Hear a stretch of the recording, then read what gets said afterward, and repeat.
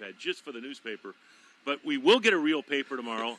In between cutting the lawn, Liz will go out there and have the newspaper for me. What should we expect in Rays Tales?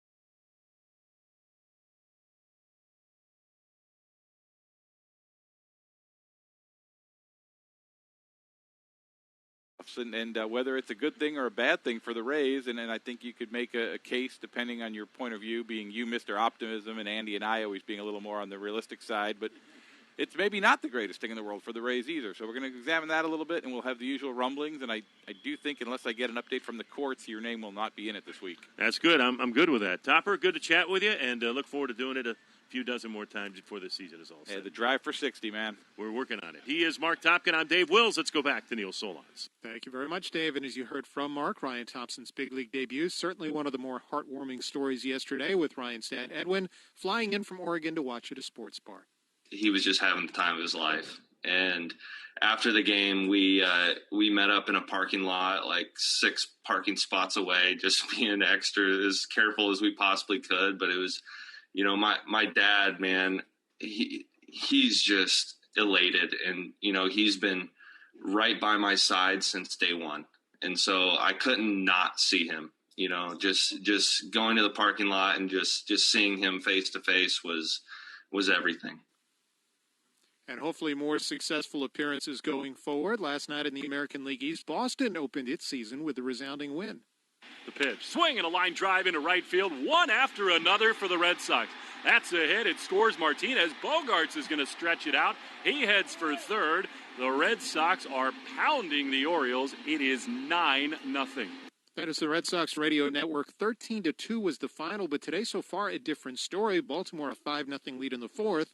They did it all against Martin Perez. That game now in the top of the fourth at Fenway. Yankees back in action later today. They won their opener, of course, 2 days ago, 4-1 at Washington, and were off yesterday.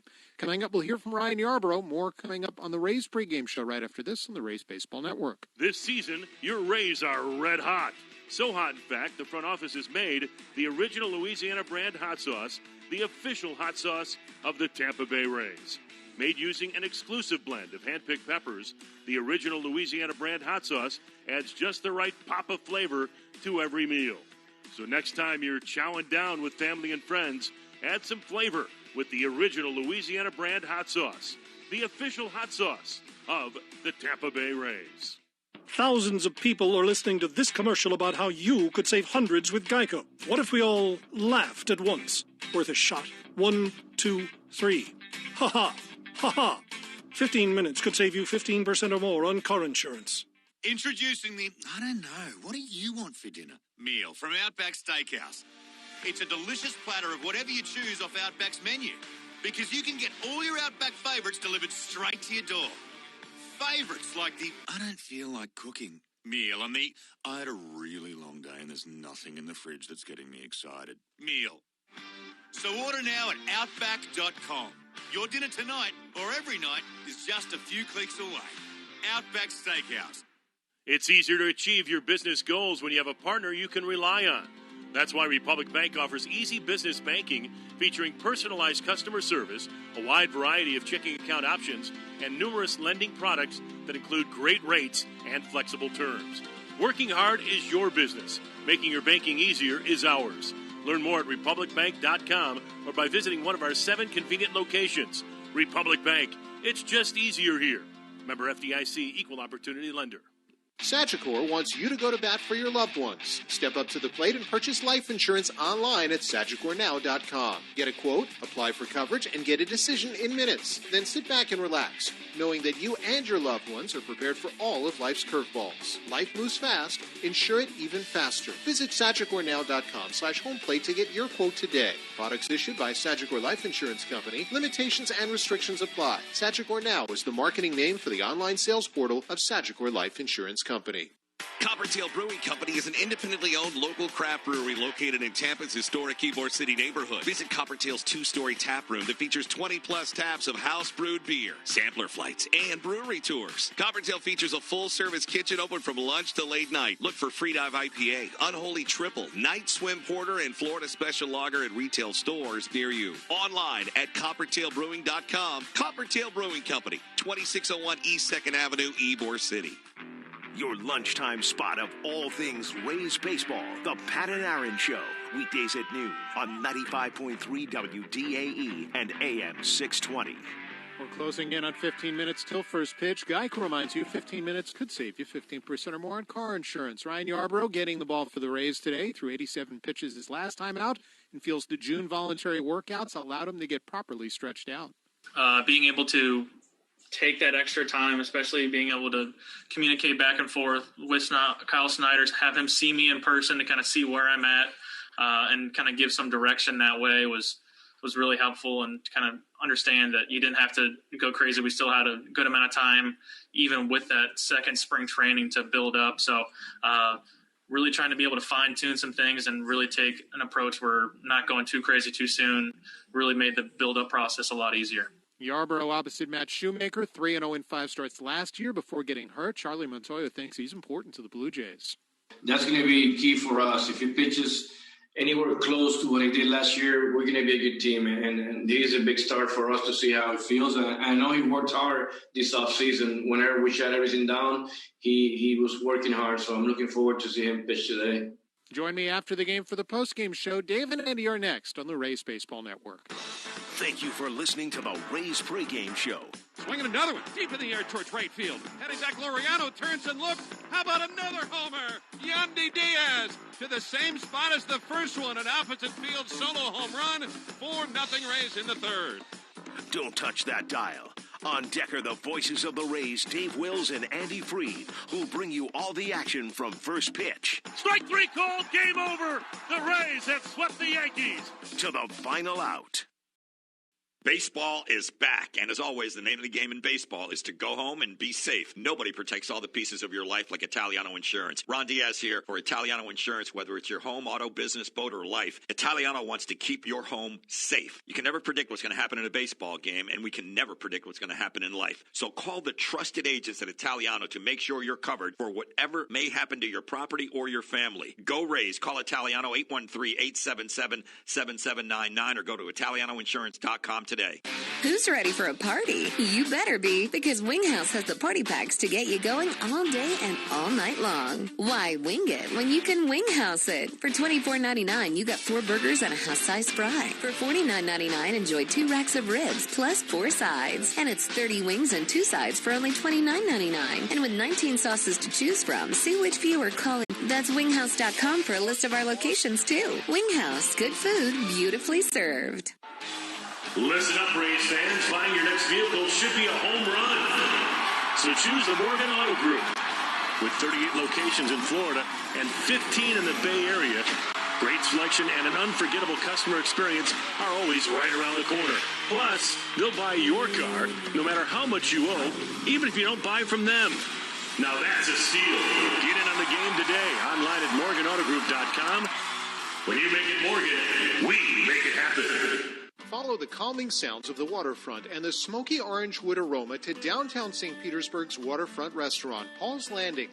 This local hotspot is serving up specialties like their smokehouse brisket and Paul's seafood roast for lunch and dinner every day and featuring open-air dining. Visit Paul's Landing at the Vinoy Renaissance Resort and Golf Club via the 5th Avenue stairs across from the Vinoy Marina.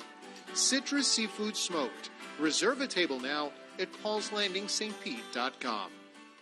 This is the Rays Radio Network, presented by the original Louisiana brand hot sauce. There's a high drive, deep in the air, left center field. Brindley turns and looks. It's gone! Home run! Willie Adames has homered again, and the Rays have a 4-0 lead. Today's game is brought to you by Tropicana Pure Premium. Bring out your best you. Canes Furniture. Quality, selection, value. That's the confidence of Canes. Breaking ball lifted in the air to left field. Back at it, Bradley. To the wall. Goal! Brandon Lowe goes up. Papa John's, locally owned and operated. Crown Automotive, the better way to buy for 50 years. Morton to the plate. Curve, he struck him out. What a performance for Charlie Morton. And Geico, 15 minutes could save you 15% or more on car insurance. The 1-2. Swing and a miss. He struck him out and the Rays win. Rays win. Rays win. To bring you today's action, here are the voices of the Rays, Dave Wills and Andy Freed. Good afternoon, everybody, and welcome to Tampa Bay Rays Baseball. Along with Andy Freed, I am Dave Wills, and we are inside Tropicana Field in St. Petersburg, Florida, as the Tampa Bay Rays get ready to take on the Toronto Blue Jays in the middle game of their three-game series. Blue Jays won it yesterday. The Rays just couldn't come up with a big hit. Today, Ryan Yarbrough make his 2020 debut. He'll be going up against Matt Shoemaker, and Andy Freed tried to, again, downplay it's only one loss yesterday. I mean, hey, as we said, 2019, the Rays lost the opener to the Houston Astros, came back, won the next three, and then, lo and behold, when the dust settled on the 2019 season, the Rays were playing in the postseason. But in this 60-game season of 2020, losing one game is one thing, losing two games. So you can take your time house hunting. Is this still my fortune? Nah, it's just good advice. But it's more impressive in my spooky voice. Ooh. When a bank gives you mortgage peace of mind, that's the BMO effect. Visit BMO.com. Plus, get up to $3,000 in a cash bonus with your new mortgage. Terms and conditions apply. Longest rate guarantee of any major bank as of March 1st. Cheering so hard, you may need Tommy John surgery. This is Toronto Blue Jays baseball on Sportsnet 590 The Fan. This whole year is crazy for everyone, not just baseball players. It's absolutely nutty for everyone involved. But yeah, personally myself moving forward, it's like, man, I'm excited. I'm ready to go physically and mentally. It's, the mental side is great. But I love that, taking pride in being mentally strong. So we all fight through this thing together, man. We're going to go out there and have some fun and play well. That's exactly what the Toronto Blue Jays did last night in a season-opening victory over the Tampa Bay Rays. And you talk about mental toughness, handling adversity. Matt Shoemaker did exactly that over nearly the last year and a half after a tremendous start with the Toronto Blue Jays. 5 go-arounds in the rotation, a 3-0 record, one of the best earned run average posts in baseball, let alone in the American League. He was outstanding, and it all came to a halt on April the 20th last season when he suffered the ACL injury in Oakland. That was the voice of Matt Shoemaker leading off the Blue Jays pregame show, being brought to you by your Ontario Honda dealers. Good afternoon. Welcome to Baseball Control, where we've got the monitors beamed up, and we are looking at the Trop, where the Blue Jays look to take a 2-0 start against the Tampa Bay Rays today. And Ryan Yarbrough, the left-hander, will make the start for Tampa Bay against the 33-year-old Matt Shoemaker. Mike Wilner is here. I'm Ben Wagner, and the Blue Jays, Mike, may have gone deep into their bullpen a little too early into the season, but with the way that Matt Shoemaker has been throwing, he expects to really chew through some innings, maybe even 7 in his season debut tonight. I'm sure he expects that, and I'm sure Charlie Montoyo and Pete Walker are really counting on that. Matt Shoemaker showed up for that first intra-squad game way back when the Blue Jays had just started summer camp, and he got 20 outs in an intra-squad game the first time out. Well, we're all expecting him to throw 35 or 40 pitches. He goes with 60, and he's up over 80 the next time out. So I think it's fair to hope for 7 innings from him. And again, like you said, Romano, Bass, Dolis, Giles yesterday, most of those guys not available today. So the Blue Jays would love Shue to suck up some innings. Tells you the urgency that the Blue Jays are in to lock down victories. High leverage situation early in the ball game. Who does Charlie Montoyo ask to get out of it? Jordan Romano, very early in that contest to tee it up. We've gotten little morsels of how the Blue Jays rotation will start the regular season. Hyun-Jin Ryu was the layup. We knew that in December that he was going to start on opening day. Matt Shoemaker, maybe somewhat of a surprise in this rebuilt rotation going today. We found out when the projected 5-man rotation took a dent and Chase Anderson landed on the injured list, the fact that he wasn't going to make the opening day roster, there would be a hole. How does that hole get filled? Well, Shai Davidi of Sportsnet asked Charlie Montoyo earlier today. But when you made the decision on Ryan Baraki to option him, What sort of tipped the scales there for you, Charlie, and how does he fit in as a potential option for you guys if you need some length? Well, he's gonna be an option for sure. And again, of course, we gotta be careful with him. But what I like about him, he's bouncing back really good, and that's good news for us. So I see him active pretty soon. You're gonna see him pretty soon. That I can tell you. Back to Matt Shoemaker for a second. Is there anything from him that he's adjusted in terms of how he's pitching from last season? I know obviously he had a good small sample size, but have you seen any adjustments from him, or is he rolling along the way he was? Yeah, he looked the same to me as he did last year. I mean, he knows how to pitch. He's got that split. It's pretty good, and it's all about commanding. If he command his pitches, he's going to be good again. Just on Bo Bichette's defense, and obviously the error last night's an anomaly, but for you, what do you like that he does as a defender? What makes you think that he's going to stick at shortstop? His range. His range has been surprising. See that play he made in Boston? That was as good as it gets, and that's what I saw last year. Like, you remember how good Freddie Galvis was, and we thought, oh man, we're gonna miss Freddie. And then when Bo came in, we didn't miss Freddie anymore. So that's the best compliment I can give that kid. I mean, his range has been outstanding. He's made every play except the one yesterday, but that's gonna happen. So there's manager Charlie Montoyo talking to Shai Davidi about Matt Shoemaker and what he hopes for and what he expects from him. And later in the conversation, Charlie revealed to us that he expects Thomas Hatch to make his major league debut as a starting pitcher tomorrow, piggybacked by Anthony Kay, but that also depends on what happens in the game today and how the Blue Jays bullpen is used. Ben, as we mentioned, they used all the high leverage guys and yesterday, and if they can't go today, Charlie mentioned Sam Gaviglio as an option. He mentioned A.J. Cole, but Thomas Hatch could be an option to get some big outs late that could take him out of that start tomorrow. Could take him out of the start tomorrow, and I think it just depends on how much they have to tap into the bullpen. If it's a 1 or 2 inning stint, we may see some fresh faces even over Thomas Hatch in this ballgame, but that's the way that the Blue Jays want to go. They want to have Thomas Hatch maybe go 2-3 innings, tee it up for Anthony Kay tomorrow. So Hatch, we're looking at a major league debut tomorrow. We've got a major league debut today, and as the Tampa Bay Rays take the field, let's get you to our starting lineups. Here's how Charlie Montoyo lines up his 1-0 Blue Jays. In over 162 games, that would be like 2.7-0. Just like yesterday, Bo Bichette is the leadoff man. He's at shortstop. He's followed by Cavan Biggio, who scored twice and drove in 3 last night in the 6-3 win. The only Blue Jays homer of the year so far.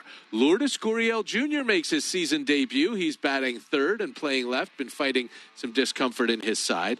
A day game after a night game means a DH day for Vladimir Guerrero Jr. He's in the 4 spot, followed by Travis Shaw at first, getting a start against a lefty. Again, he was 5 for 49 against lefties last year. Randall Grichuk bats 6th in center. Then it's Teoscar Hernandez in right, Reese McGuire catching, and Santiago Espinal making his major league debut at third. On the hill for the Jays, Matt Shoemaker. For the Tampa Bay Rays, it'll be Ji-Man Choi leading off at first. Then it's Brandon Lau at second and Yandy Diaz at third.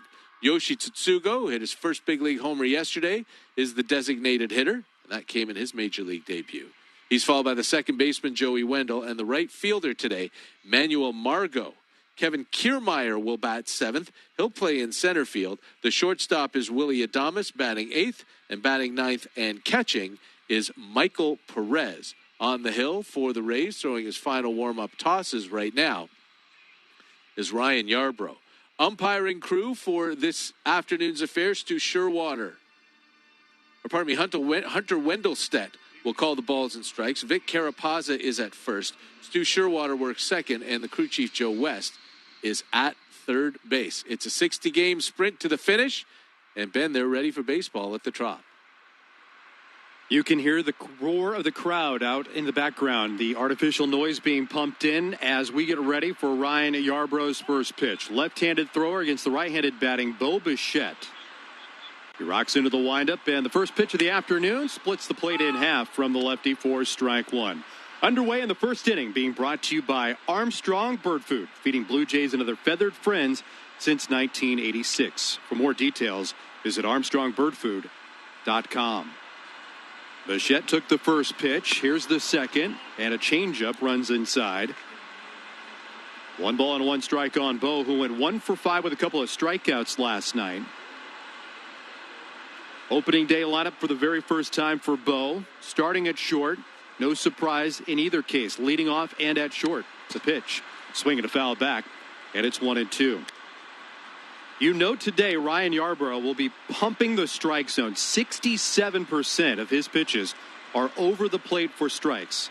Fastball, cutters, changeup every now and again, but by far and away the fewest pitch used is the slider. Yarbrough getting the grip, staring it at Michael Perez. He flashes the signals, setting up inside. Now Bo asks for time with the long delay in between tosses. Underway right on time indoors at Tropicana Field in St. Petersburg, Florida, where it's 21 degrees Celsius at 3 minutes or 3:10.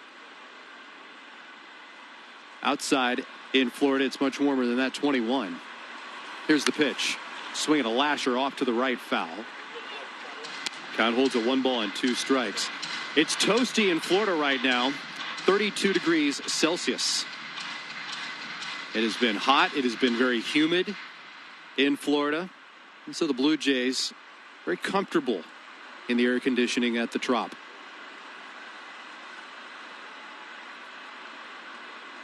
Bichette waiting on the right-handed batter's box. The pitch. Here's a swing and a foul back again. And it stays 1 ball and 2 strikes. Bo battling the 28-year-old, originally drafted by the Seattle Mariners in 2014. 4th rounder out of Austin, Texas. Yarbrough was traded by the M's for Drew Smiley back in January of 2017. Deep exhale, Yarbrough kicks and comes home, and a fastball just missed the inside corner. Borderline pitch taken just inside by Bo. You know, it's funny. We talk about ambush Bo a lot and how he attacks and doesn't walk a lot, but he'll give you a good leadoff batter's at bat. He sees a lot of pitches. The 2-2 inside out swing rolled just above the knuckles out to the second baseman. Wendell charges in, scoops it up, and throws out Bo at first base. Now, Bo didn't do what he wanted to do there, but he still wound up seeing 6 pitches and allowing Cavan Biggio and everybody else on the bench to see 6 pitches from Ryan Yarbrough. Yeah, we expect a long at bat from Cavan Biggio. He surprised us last night jumping on a first pitch with a bunt single that eventually then led to a 3-run rally. And Charlie Montoyo after the ball game said that was the biggest play of the game. It took a 3-run home run to be the biggest difference in the game, though, with the Rays scratching from behind after trailing 6-1, and eventually the Blue Jays 6-4 win. Here is Cavan Biggio, and he wands the first pitch on a sharp liner into left field, down for a base hit.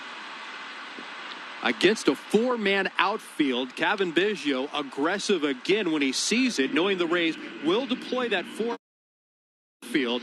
So he's going to take a lengthy at bat. He's going to shorten up the swing, attack it, and he put it in play against a very interesting defensive alignment for Tampa Bay. 4 outfielders, 1 defender to avoid the bunt, now left over near third base, and then 2 traditional defenders on the right side of the diamond. Blue Jays' first hit of the ball game, a single by Cavan Biggio, who went 2 for 5 last night with the 3-run homer. Here is the season debut for Lourdes Gurriel Jr., and a cutter runs inside. That's ball 1. Interesting to note about Biggio in that single, we've bridged one season to the next, but it continues. It still counts. Now, 31 consecutive games, Cavan Biggio has reached base.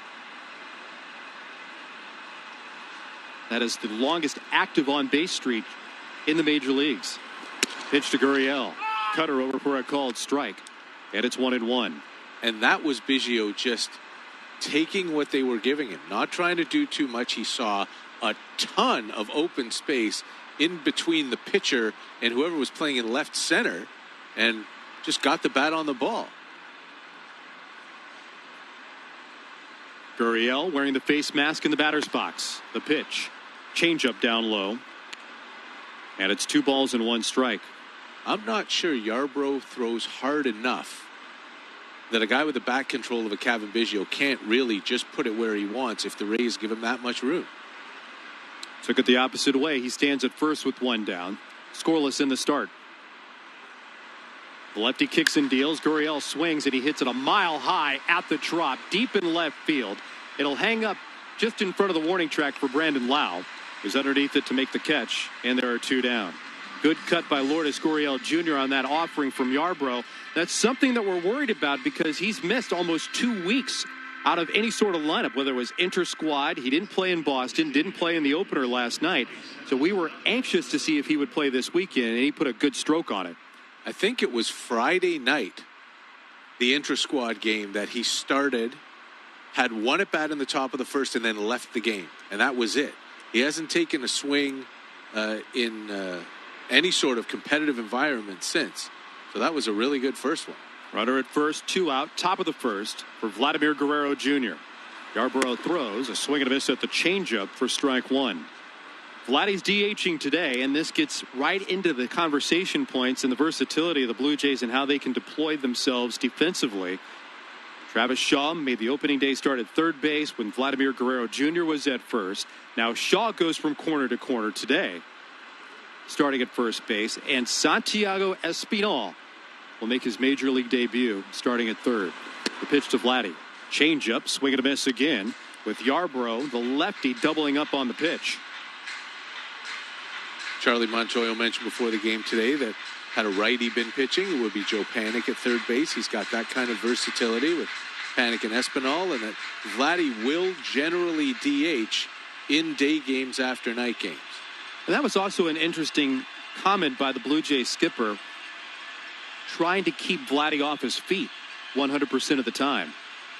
The 0-2 pitch by Yarbrough. A breaking ball reached after by Guerrero, who put it in play, bounce it weakly out to the shortstop. Adames charging in, throws onto first in time to retire Guerrero and Toronto in the top of the first. No runs, one hit, one man left. Half inning gone by, and nearly 15 months in waiting. Matt Shoemaker heads to the hill for the Blue Jays after this. You're listening to Blue Jays Baseball, powered by Jack Links on the Sportsnet Radio Network. And here comes the big bopper, Jack Links. Not the fastest runner, but boy, can he crush it. Try Jack Links jumbo bags of beef jerky. Jack Links. Feed your wild side. DeWalt's line of 20-volt max tools puts you in charge. With a growing lineup of over 200-plus cordless products, 20-volt max is a system you can build on. Keep moving with innovative 20-volt max cordless solutions for improved productivity and less downtime on the job. 20-volt max tools are engineered to meet the specific needs of the most demanding trades. So take charge of your job site and find out more at dewalt.ca. And for those of you at home, kicking back, relaxing with a big bowl of kale chips, what game are you listening to? Jack Link's Beef Jerky. Feed your wild side. If we've learned one thing lately, it's the importance of looking out for each other. That's why for the Honda Checkered Flag event, we worked hard to lease you a nicely equipped 2020 Honda CR-V LX from just $78 weekly at 2.99% and zero down, including the $750 Honda bonus. Having the CR-V assembly line in Ontario helps out too, and it even keeps me, the voice on the radio, well, on the radio. So thanks for that too. Includes freight and fees for 60 months, taxes extra OAC, see HondaOntario.com. Spend the season with us. We've got every game. Whack to left field, and this game is over! Toronto Blue Jays baseball on the Sportsnet Radio Network. What an emotional moment we are about to witness for Matt Shoemaker, who has battled back over the last 2.5 years from countless injury.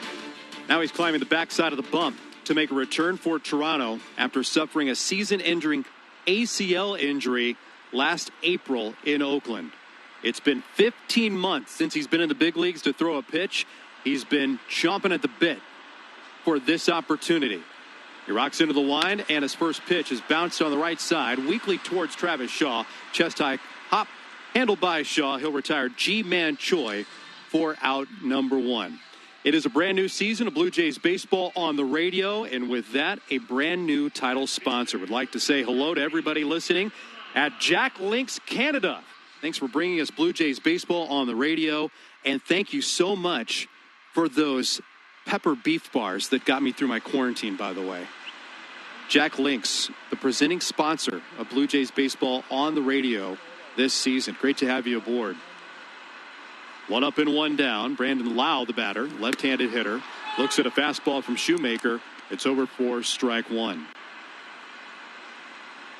Ignoring for a second the fact that I didn't get any pepper beef bars, how about Matt Shoemaker on that first pitch and that first out? The 0-1 pitch. A breaking ball darts across. He's in front of Lau, 0-2. Zero hesitation, jumping off the mound, going to cover first base. Remember, this is a guy who didn't have an arm injury last year. He blew his knee out, but running right over there to first base with no worries at all. He's had a spring and a step for a while. Shoemaker throws, and his fastball's clubbed out of play off to the left, and it stays 0-2 on Lau.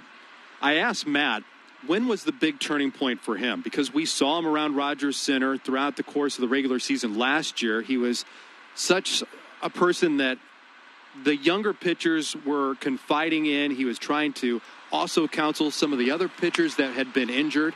Here's a ground ball against the shift, hustling far to his right. Bichette will pick it up just over the crest of the dirt and the turf.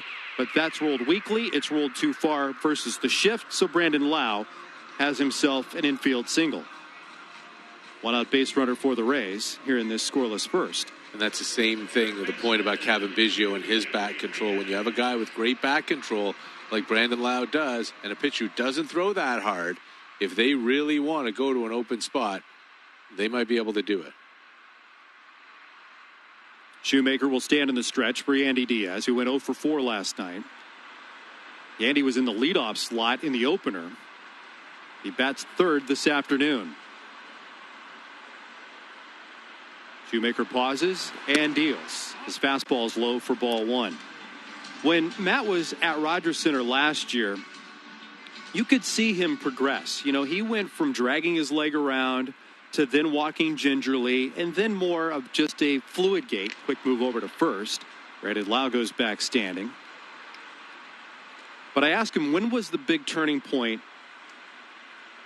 when he trusted his body and when he thought he could challenge it athletically? And he said somewhere in October. That's when he started to trust his body and realize he was moving around the house. He was starting his workouts without hesitation.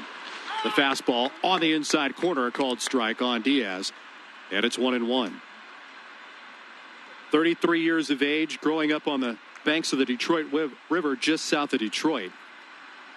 On the other side, Windsor. That's where he makes his home in the offseason. Now he's back in Florida, where a lot of the rehab unfolded at the Blue Jays training facility. The pitch, down and in. 2 balls and a strike on Yandy Diaz. Since 2016, Shoemaker has made 26 starts in the big leagues. A far cry to the 27 that he had during the 2015 campaign. It's been an extremely laborious couple of seasons for Matt Shoemaker. Forearm strain. We talk about him blowing out. The pitch. Fastball line over the middle, a base hit into center field. Hustling quickly to his left to cut it off is Gritchick. Turning the corner at second. On his way to third goes Lau. And the Rays have runners on the corners and 1 man out. Yandy Diaz with his first hit of the season. 2 aboard for Yoshi Tsutsugo. Just a 2-seamer there from Shoemaker, who didn't get it where he wanted to, and it crept back in towards the middle of the plate. And with Lau's speed, he's going first to third easily. And Matt Shoemaker, who did not get in very many jams as a Blue Jay in 2019, is in one right away in 2020. Hasn't had very many jams against the Rays, period, in his career. He's had outstanding numbers against Tampa Bay. Testing him here in the first. Tsutsugo became the 6th player in franchise history for Tampa Bay to homer in his debut. Did it last night with a 2-run shot while going 1 for 4. He's DHing today. The pitch to the left-hand batter, pops straight up. into shallow center field. Biggio going back with Bichette. Bo from short calling for it. He's there to make the catch. Lau dances away from third base. Bo fires a strike to the plate. On the receiving end is Reese McGuire, but there's no challenge from the runner. There are now 2 out. Reese McGuire getting the assignment to go behind the plate here in Game 2. And we talked about the other changes defensively with Travis Shaw at first base. Gavin Biggio, the second baseman, and Bo Bichette up the middle at short. Santiago Espinal is at third base. Lourdes Gurriel Jr. seeing time defensively at left. Randall Grichuk in center. And Teoscar Hernandez, the right fielder.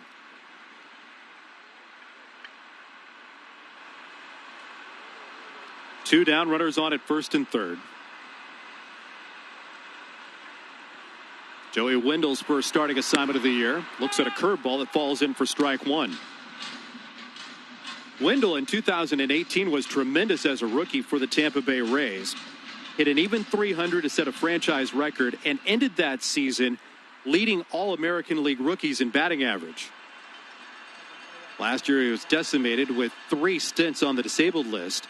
Only played in 75 games. Left-handed hitter waits, and he swings and he lines a ball. Caught at third base by Espinal. His first defensive challenge comes right to him on a drawn-in infield. He's got out number 3. Wendell's retired, and so are the Rays, who leave runners on the corners to carry this game scoreless through the first inning of play. You're listening to Blue Jays Baseball, powered by Jack Links on the Sportsnet Radio Network.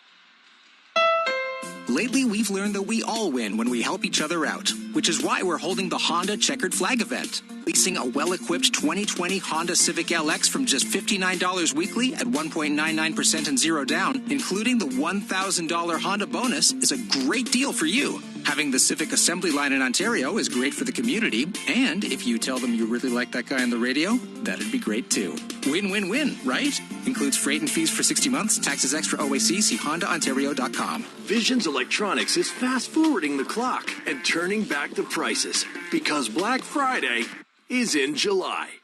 Huge Black Friday savings in every department. Way early. Flat screens to home audio, car audio to laptops. Save up to 90% off. In-store, curbside pickup or delivery. Check the flyer at visions.ca for details. Black Friday savings without all the winter. Black Friday in July at Visions Electronics. Sale on now for a limited time. The Nissan Rogue is for the whole family. For the parents with eyes on the back of their heads, available intelligent around view monitor. Kids fighting in the back, harmonize with standard Apple CarPlay and Android Auto. And now at the Rediscover the Road sales event, finance a 2020 Nissan Rogue from as low as 0% for up to 84 months. Or get up to $5,000 cash purchase bonus on other select models. There's something for everyone. Visit choosenissan.ca or your local dealer. Conditions apply. This is Toronto Blue Jays baseball. 2-run home run, Brandon Drury. It's a game winner. On Sportsnet 590 The Fan.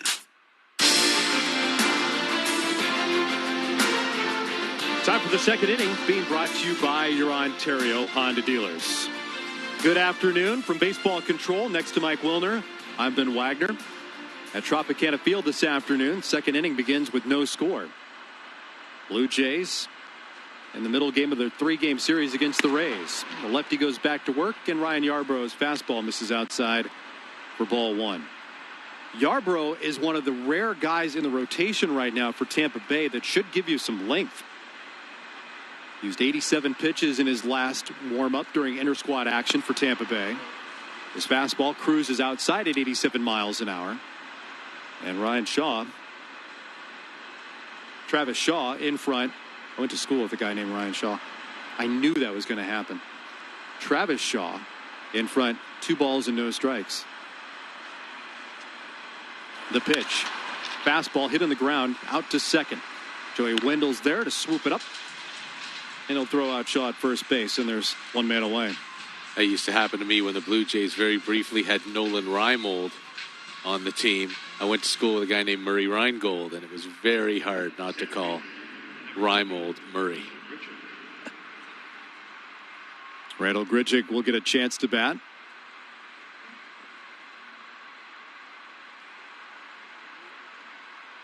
Grichuk went 1 for 4 in the opener, driving home a run. Back in center field. Rays have shifted the defense with 3 defenders on the diamond on the left side of the diamond. Grichuk swings at the first pitch and pops it up in the air to center, and he's retired on 1 toss. 5 out of 6 retired for Ryan Yarbrough.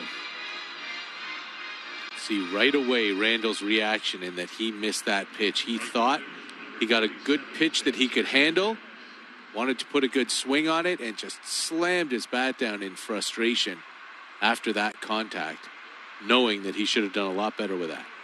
He joins many other Blue Jay batters in frustration against Ryan Yarbrough over the last couple of years. The current Blue Jays roster hits barely 200 against this lefty.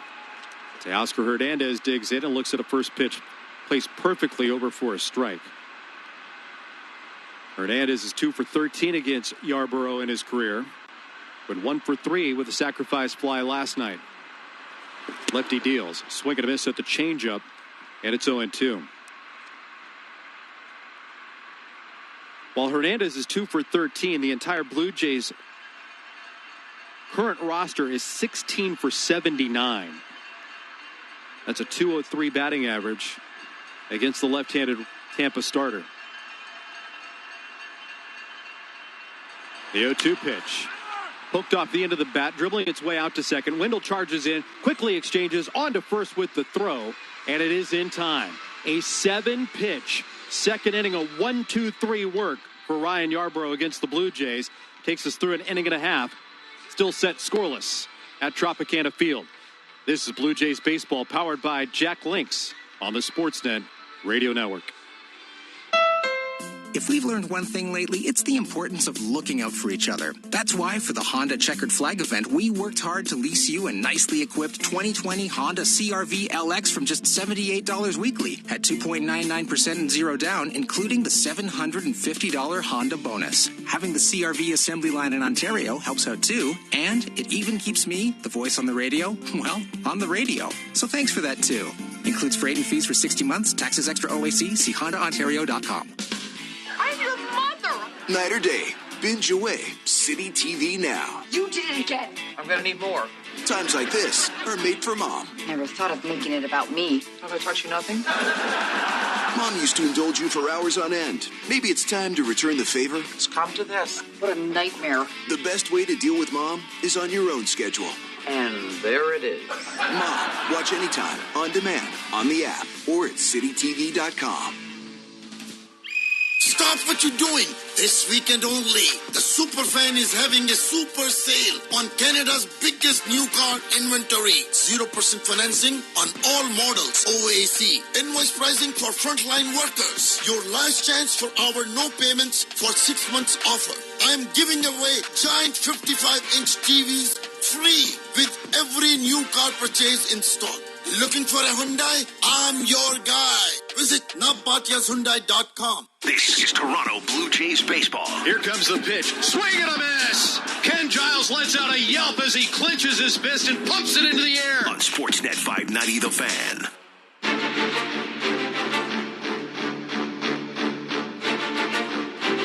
Bottom 2 at the Tropicana Field in St. Petersburg, Florida, where the Blue Jays and the Rays play with no score. Manuel Margot, Kevin Kiermaier, and Willie Adames coming to the plate. Anybody reaches, the Rays will get through the order for the first time with Michael Perez. Matt Shoemaker returns to work, and righty on righty. Throws the fastball over the outside corner for strike 1. Margot went 0 for 3 with a couple of walks last night.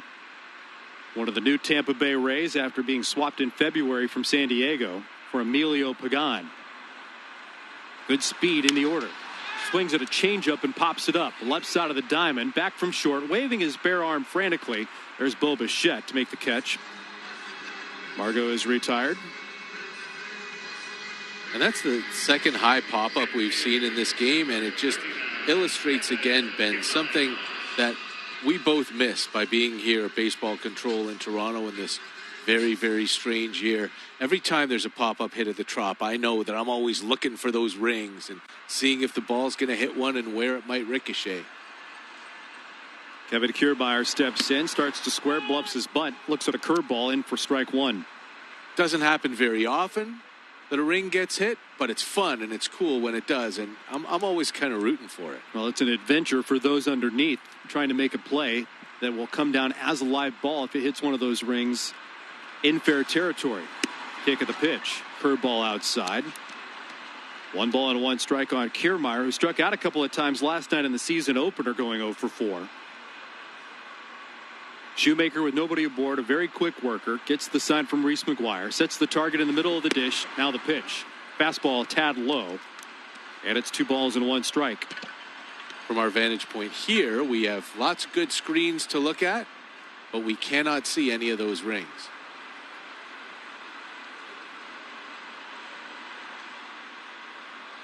The 2-1 pitch outside. Shoemaker behind 3-1 strike.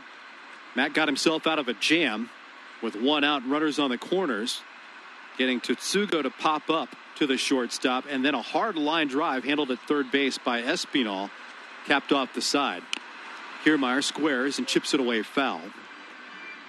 Moves his count to 3-2 strikes. I don't know if that's complete faith in his speed or if it's a little bit of lack of faith in his ability to handle Shoemaker to bunt at a 3-1 pitch. That's a pitch you want to drive. Pitch by Shoemaker, a fastball pounded out in front of the plate. Long, high hop for Espinal, comes down on the move, throws to first in time to get the out. And that's a play you can't lay back on at all, especially for a guy making his major league debut. With the speed of Kevin Kiermaier, he had to throw on the move quickly. And he did it flawlessly, getting the out. There are 2 away. Yeah, I got to say, as soon as I saw that high chop from Kiermaier, I thought base hit. But Santiago Espinal, to be able to do that without rushing, and the second handle he's had in his big league career, that's outstanding. 2 up, 2 down, scoreless in the second. Willie Adames the batter. The pitch, a fastball right down the middle, taken for strike 1. Matt Shoemaker has had his success against the Tampa Bay Rays. He's undefeated against Tampa Bay, going into his 5th career start. A 3-0 record at the Trop, logging 17 2/3. A changeup, swing and a miss, out in front of Adames at 0-2. Honestly, that's reason enough to bring a guy into the Jays, just because he can beat the Rays. Especially at the Trop. No balls and 2 strikes. The right-hander's toss, changeup low, and it's 1-2. In fact, if you go back to the first go-around in 2013, Matt Shoemaker has the best, or the 3rd best, earned run average against the Rays of any active pitcher. The pitch, the right-hand batter, bounced away foul in front of the Blue Jay dugout on the third base side, and it stays 1-2. Names on the list of who have had greater success against the Rays won't surprise you. Some will. If I said Yu Darvish is on that list, is Justin Verlander on that list, you would expect, well, yeah, those guys would probably dominate, especially on the lighter-hitting Tampa Bay Ray teams. But they don't rank in the top 3. Pitch by Shoemaker. Hit sharply foul, third base side. A former Ray in James Shields leads the list with a 167 earned run average against Tampa Bay. Chad Green has a 182 earned run average. And then there's Shoemaker checking in at 1.90. Into the windup, the 1-2 pitch. Outside with a 94-mile-an-hour fastball.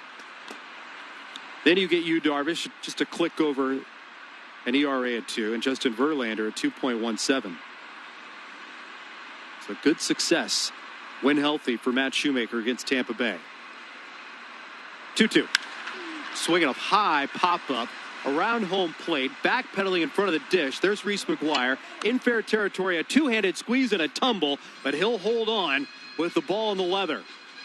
That'll retire the side. Easy peasy. 1-2-3 for Matt Shoemaker as we set up the 3rd inning with Mike Milner's play-by-play story on the other side. You're listening to Blue Jays Baseball, powered by Jack Links on the Sportsnet Radio Network. Does your credit card debt keep you up at night? I know mine did. Hi, I'm Adam, and 6 years ago, I was no different, so I started New Borrow. Our proven step-by-step system helps homeowners eliminate debt and save thousands, like Tina. Now I sleep at night, my debts are paid off, and I only make one monthly payment. Read hundreds of other 5-star Google reviews and apply today to start saving. Use your home to get a loan with New Borrow. Visit newborrow.com. License 13115.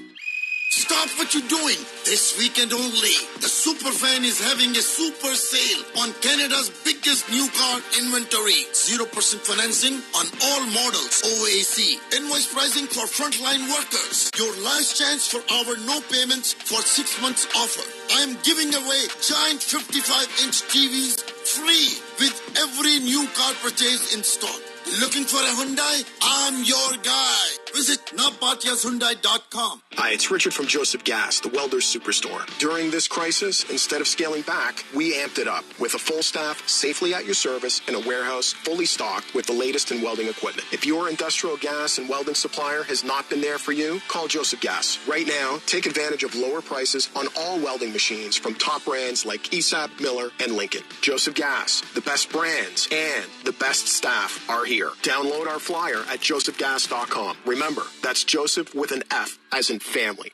We may be biased, but we'll always think the best place to catch a game is to listen to it right here on the radio. This is Toronto Blue Jays baseball on Sportsnet 590 The Fan.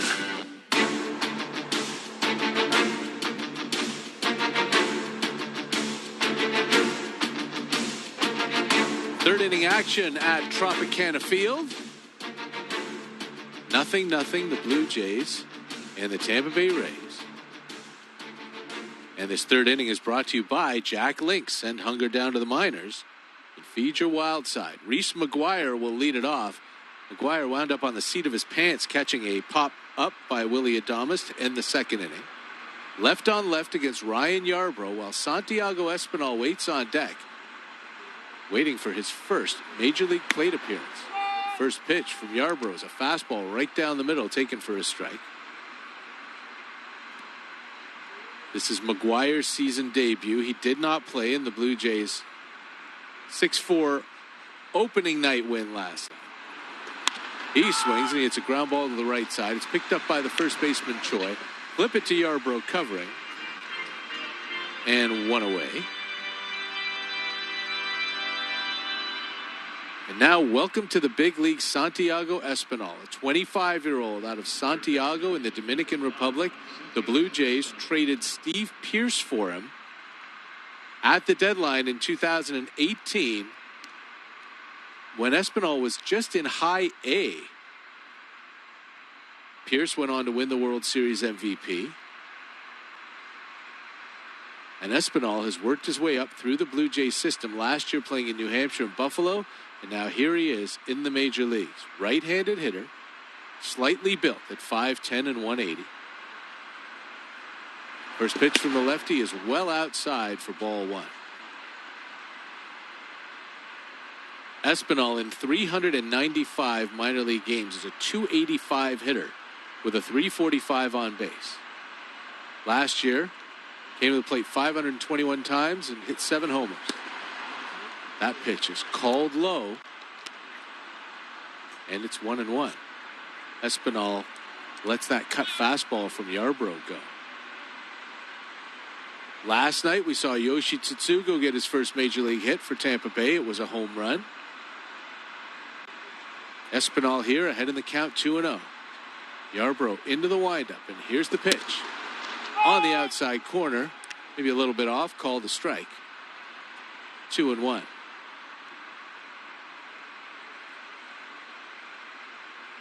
With a 30-man roster and with Brandon Drury on the shelf, here's the opportunity for Espinal. And he is really impressed. He swings and he fouls that pitch off. Out of play to the right side, and it's 2-2. Every time Charlie Montoyo has talked about Santiago Espinal this last month, his eyes have lit up. He has a great personality. He has tremendous skill on the field. Asked General Manager Ross Atkins about him, and he said all the buzz is true. He is a dynamic player with a lot of promise. Loves the bat-to-bat skill that he's got, plus the defensive skills. 2-2 pitch is swung on and missed. And Espinal, in his first big league at bat, swings through a cutter and strikes out. 2 down here in the third. Santiago, by the way, is wearing number 5. A change from summer camp and spring training. A lot of the young Blue Jays had their numbers reduced to more major league-y numbers.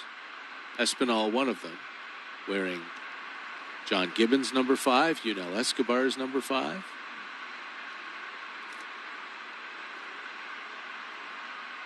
Here's Bo Bichette. And he takes a pitch up and in for ball 1. Bo started the game with a ground out to second. We're in the top of the third. It's 0-0, Toronto and Tampa Bay.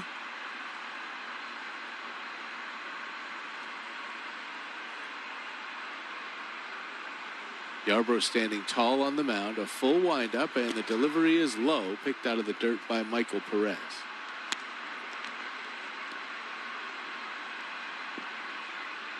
Last night in the season opener, neither team scored until the 4th inning when the Blue Jays put a 3 spot up on the board.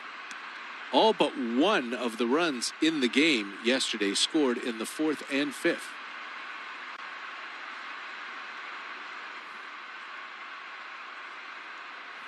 The 2-0 swung on and popped up, foul territory, third base side. Going over is Diaz towards the Blue Jays dugout, and he'll walk into it as the ball winds up in the seats. Diaz comes out with a big smile on his face, a slap on the backside from Vlad Jr. on his way out.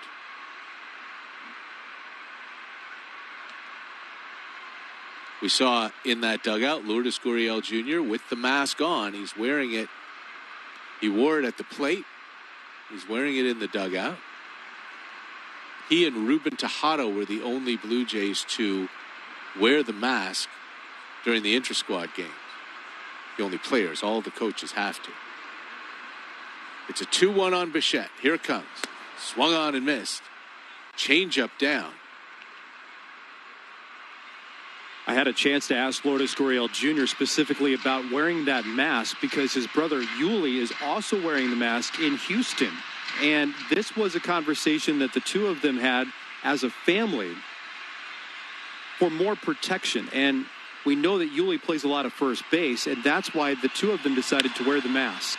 Bichette hits changeup on the ground to third. Diaz comes up with it, throw it on to first, just to get Bo as his helmet flies off. And it's another 1-2-3 inning for Ryan Yarbrough. He's retired 8 Blue Jays in a row since that Kevin Biggio single in the first.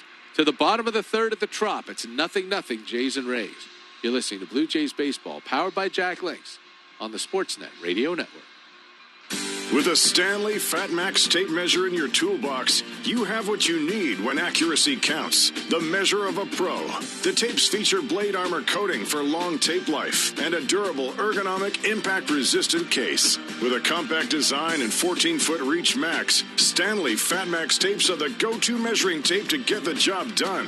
No wonder they're the choice of the pros. Available now at the Home Depot and independent retailers. Every All-Star, every slugger, every Gold Glover, speedster, or ace needs the right fuel to perform. Just like every bird needs the right feed to sing at their best. I'm Ben Wagner, and if you want to enjoy nature at its finest, Armstrong Bird Food has the perfect blend of seeds, suets, and treats to attract a wide variety of birds to your backyard. Now that's a performance to cheer about. Visit ArmstrongBirdFood.com for your nearest retailer. Armstrong Bird Food, feeding Blue Jays and other feathered friends since 1986. Lately, we've learned that we all win when we help each other out, which is why we're holding the Honda Checkered Flag event. Leasing a well-equipped 2020 Honda Civic LX from just $59 weekly at 1.99% and zero down, including the $1,000 Honda bonus, is a great deal for you. Having the Civic assembly line in Ontario is great for the community, and if you tell them you really like that guy on the radio, that'd be great too. Win-win-win, right? Includes freight and fees for 60 months, taxes extra OAC, see HondaOntario.com. Let there be cowgirls for every cowboy who make them strong as any man. Hi, this is Rowdy Tellez, and you're listening to Blue Jays Baseball on the Sportsnet Radio Network.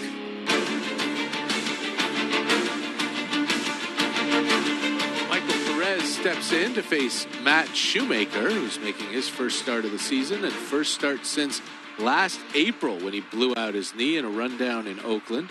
Shoemaker threw 12 pitches in the first, 15 in the second, and his first pitch is outside with a fastball for ball 1 to Perez. Michael Perez, the backup catcher to Mike Zunino, came in and caught the 9th inning last night after Zunino was pinch hit for by G-Man Choi. Shoemaker is there with a fastball. And it's 1-1. 0-0. Blue Jays and Rays. Game 2 of 60. Nice curveball. Somehow Hunter Wendelstedt missed that. Thought it stayed high. It most certainly did not. And that's a big swing on a 1-1 count. The difference between being ahead of a hitter 1-2 and behind 2-1 is massive. About 100 points in batting average. There's a ball lashed foul. Joe West will pick it up at third base. He didn't go get it or anything. It came right to him. Joe might have taken 2 steps. 2 hits for the Rays, 1 for the Blue Jays. They're all singles in the bottom of the 3rd inning. Middle game of a 3-game series that ends tomorrow afternoon will be on the air at 1 o'clock Eastern. 2-2 pitch, low. Missed with a splitter, and the count is full. Kevin Biggio, who's due up to lead off the 4th, has the Blue Jays' only hit. Veteran righty into his motion. The full count pitch is hit high in the air, deep to right field. Back goes Teoscar just in front of the track. He'll make the catch. And a long and loud out is the first here in the bottom of the 3rd. Download the MLB Ballpark app for free to play Blue Jays Bingo and get your chance to win $10,000 in Subzz gift cards to be used towards your family's groceries. Game day prizes also include a $100 Subzz gift card and Blue Jays prize packs. Download the MLB Ballpark app today. Visit bluejays.com/ballpark app. With Ben Wagner, I'm Mike Wilner. The Blue Jays are in St. Petersburg, and Matt Shoemaker has delivered a first pitch strike to G-Man Choi. Big lefty slugger who is the leadoff man because of his keen eye at the plate. And he takes a curveball that's just outside, 1-1.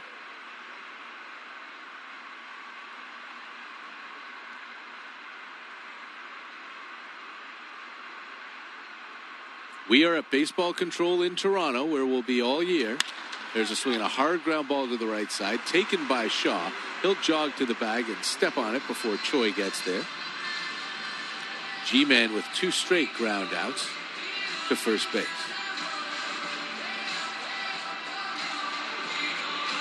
The Blue Jays likely not to play in Canada at all this year. You never know. The federal government left open the possibility that if the pandemic gets better contained in the United States, they may open up some travel, potentially for the postseason. Here's Brandon Lau. And a good curveball again, just at the top of the zone. And again, not good enough for Hunter Wendelstedt. It's ball 1. Gives you an indication that the government plans on keeping the borders closed at least through the end of September. The 1-0, swing and a miss and a good change. And it's 1-1. Well, Mark Shapiro's said it many times, and government officials have said it many times. You just can't make plans. It's things can change by the hour, never mind by the day or the week or the month. Pitch is low, ball 2, 2-1. But it's certainly possible, if not probable, that the Blue Jays wind up in the playoffs now that 8 of 15 teams in the American League will be getting in.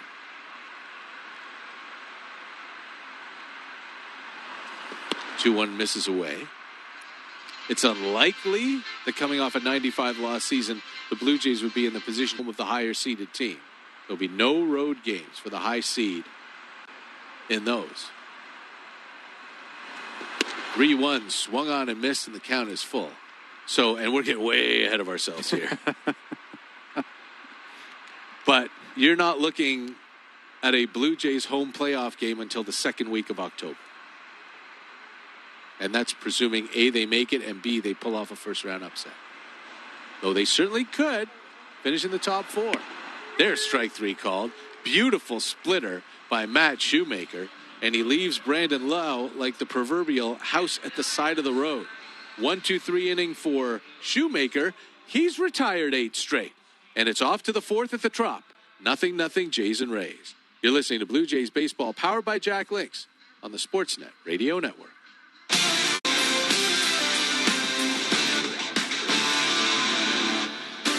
We'll get you back to Blue Jays baseball in just a moment, but first, let's take a look around the MLB. In Chicago, the Brewers are up on the Cubs 8-3 in the top of the 7th. That game is on Sportsnet 1 right now. The Red Sox are up on the Orioles 5-2 in the top of the 7th. The White Sox are up 5-0 on the Twins in the bottom of the 5th, while the Cardinals are up 3-1 on the Pirates in the top of the 5th. Later this evening, you can watch Yankees-Nationals at 7 p.m. on Sportsnet, while Diamondbacks-Padres is on Sportsnet 360 at 9 p.m. Eastern. Now, back to Blue Jays baseball.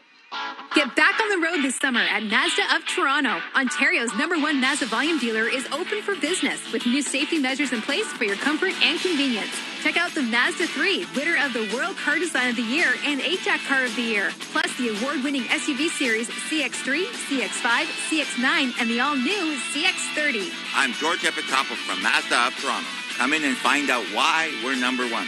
We're on Yonge, just south of Steeles. See MazdaToronto.com. At Rogers, we believe that we can all make more possible. More for our communities, more for our country.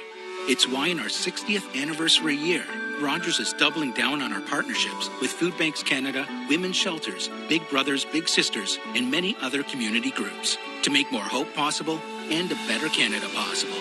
Because we don't want to get back to normal. We want to get back to better than normal. Learn more at rogers.com/the60project.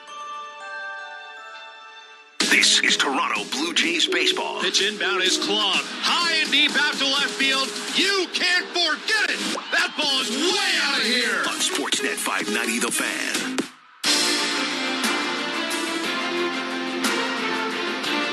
Just like last night in the season opener, it's a 0-0 ball game into the 4th. Blue Jays and the Tampa Bay Rays. Matt Shoemaker and Ryan Yarbrough have each retired 8 in a row. Yarbrough after giving up a first-inning single to Kevin Biggio. Shoemaker after giving up 2 first-inning singles. Now Biggio back at the plate. And he takes a first-pitch bender away from the lefty Yarbrough. Biggio jumped on Ryan's first pitch and sent it into the 4-man outfield. And once again, the Rays are playing that 4-man outfield on Biggio.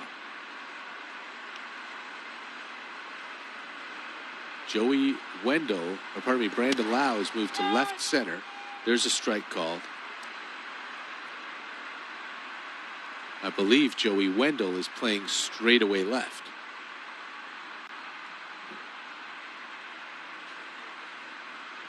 But again, can't really see from our vantage point. 1-1 up and in, and Biggio has to move out of the way. He takes ball 2. Cavan off to a 3-for-6 start to this season. 2 singles and a homer to go with 3 strikeouts. As the Blue Jays' only home run. Here's the 2-1. Swung on and hit hard on the ground into right field. That's a base hit. That will happen sometimes when there are only 3 infielders. Cavan's 2 for 2. Gets that batting average up over 500. He's got a leadoff single here in the 4th. I'm a little bit surprised, but the Tampa Bay Rays have Yandy Diaz in left field. Joey Wendell has played that position in kind of that swing man for a 4-man outfield a lot for the Tampa Bay Rays. But that was Yandy Diaz trotting in from left, now lined up to play at third more traditionally. Maybe they're just doing it geographically because he's the closest one out there. Played a little outfield with Cleveland, pardon me. Here's Lourdes Gurriel Jr. He swings and he hits a bouncer out to short. Could be 2. No, Adames will just go to first. Kevin Biggio with that slow roller was on his horse. Might even have been taken off with the pitch. Adames never looked at second.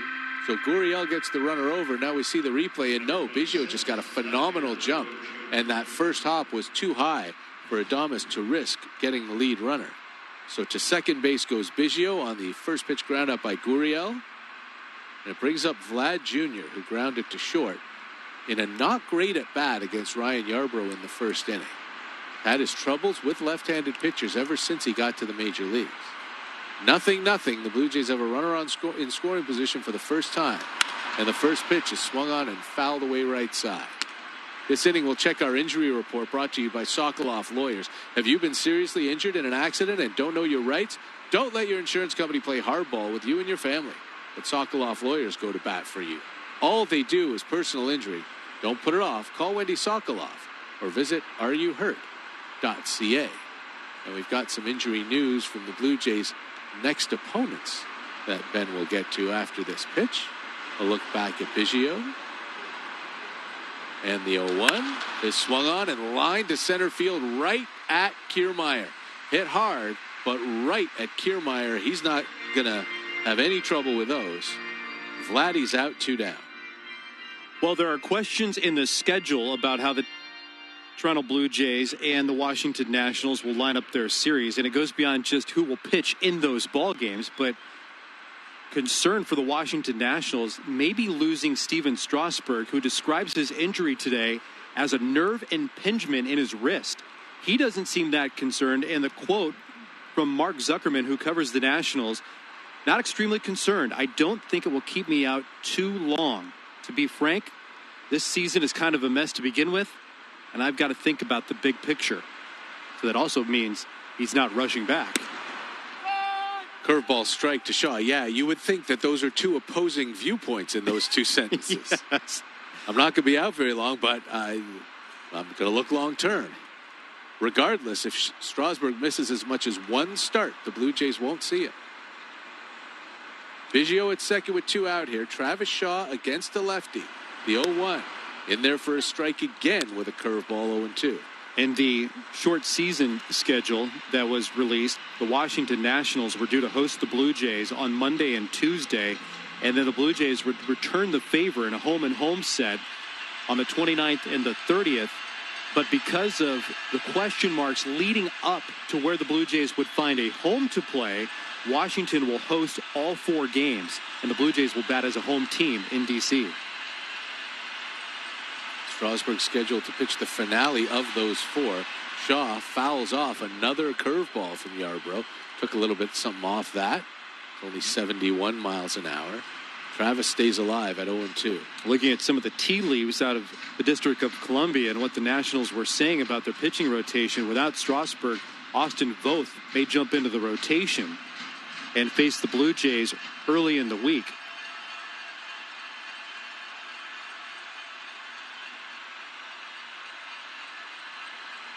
Max Scherzer's day to pitch is Tuesday. Yarbrough steps off. This is a big spot here for the Blue Jays. They would love to be able to use Travis Shaw as an everyday player. He's never been a good hitter against lefties, but he's been adequate enough.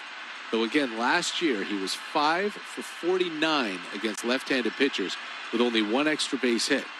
He matched that yesterday when he got a double off of Jalen Beeks, which was the only hit that Beeks gave up in his 2 innings of relief work.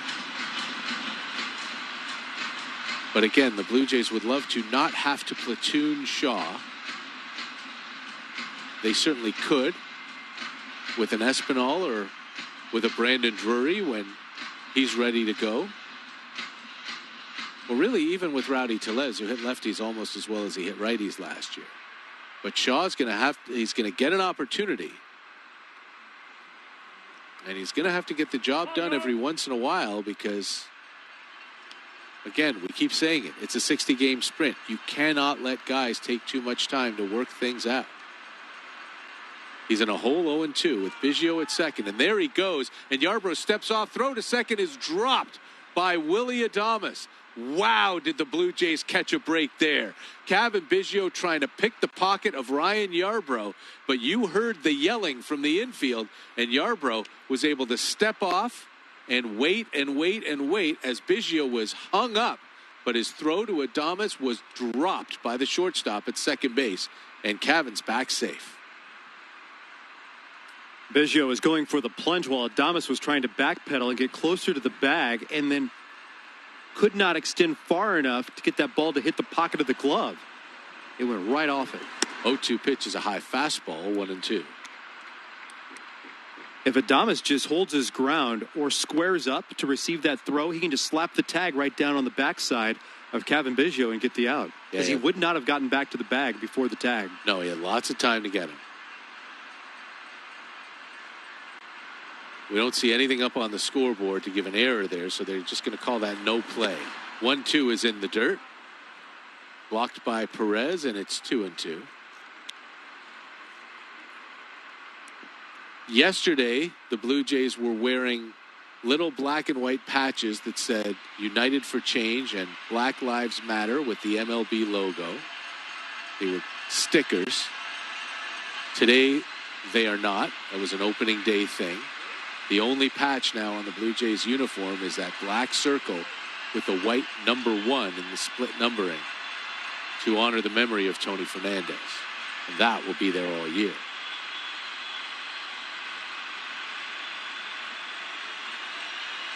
A very dirty Cavan Biggio takes his lead off of second base. 2 out in the 4th. The pitch to Shaw swung on and fouled away. Got enough of that curveball to stay in this count.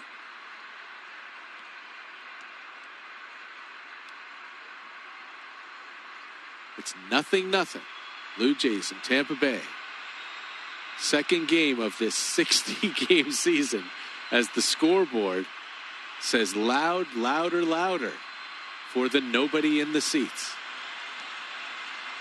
Biggio a slight lead, and now Yarbrough steps off again. He's decided he would like this plate appearance to take as long as it possibly can. They play Shaw pretty much straight up against the lefty. He does get shifted facing right-handed pitchers. 2-2 pitch. Inside, ball 3. Perez wanted it, but it was clearly an off the plate. And a terrific take by Travis Shaw.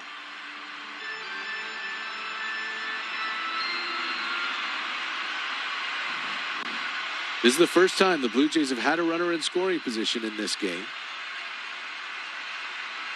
Cavan Biggio with wheels at second base.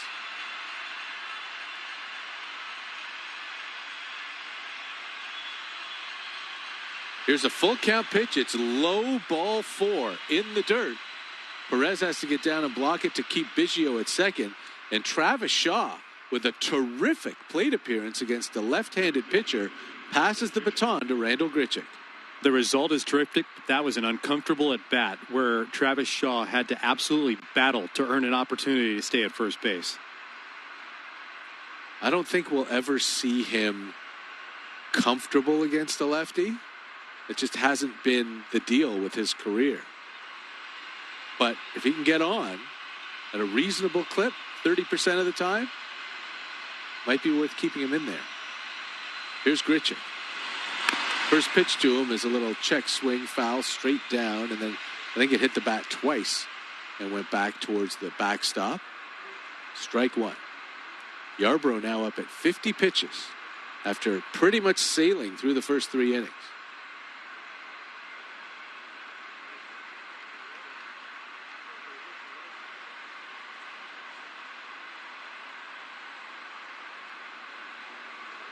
Biggio the lead at second. Shaw at first. Wendell pretty much right behind Biggio at second base. There's a swing and a miss on a cut fastball, and Grichuk quickly in an 0-2 hole. Randall flied to center on the first pitch he saw today. He went 1 for 4 yesterday with the RBI single that got the scoring started for the Blue Jays in 2020.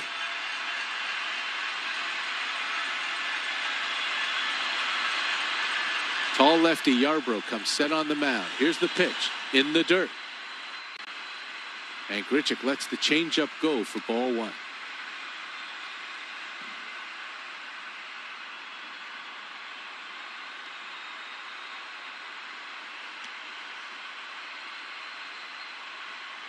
Blue Jays are looking to start this season strong. They already took the first step with a win at the Trop last night, a place where it's been very, very difficult for the Toronto Blue Jays to win games. And a place they'll visit 5 more times this year after this game. 1-2 pitch, swung on, grounded up the middle. Off the glove of Yarbrough. He'll chase it behind the mound and pick it up, and everybody's safe. Infield single for Randall Grichuk that just ticked off the glove of the pitcher. And the Blue Jays have the bases loaded with 2 out here in the 4th. It's a comebacker on one bounce that Yarbrough just doesn't spear cleanly. It comes up to him. It wasn't that challenging of a play. A one-hopper off the right side of his body about knee-high. Blue Jays, in the second time in this inning, get a huge break. First, it was the Biggio. Go towards third, get picked off, but then Willie Adames dropped the throw.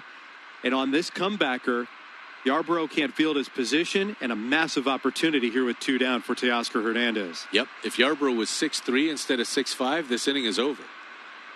But he couldn't get down. First pitch to Teoscar, half swing, goes around on a cutter inside for strike 1.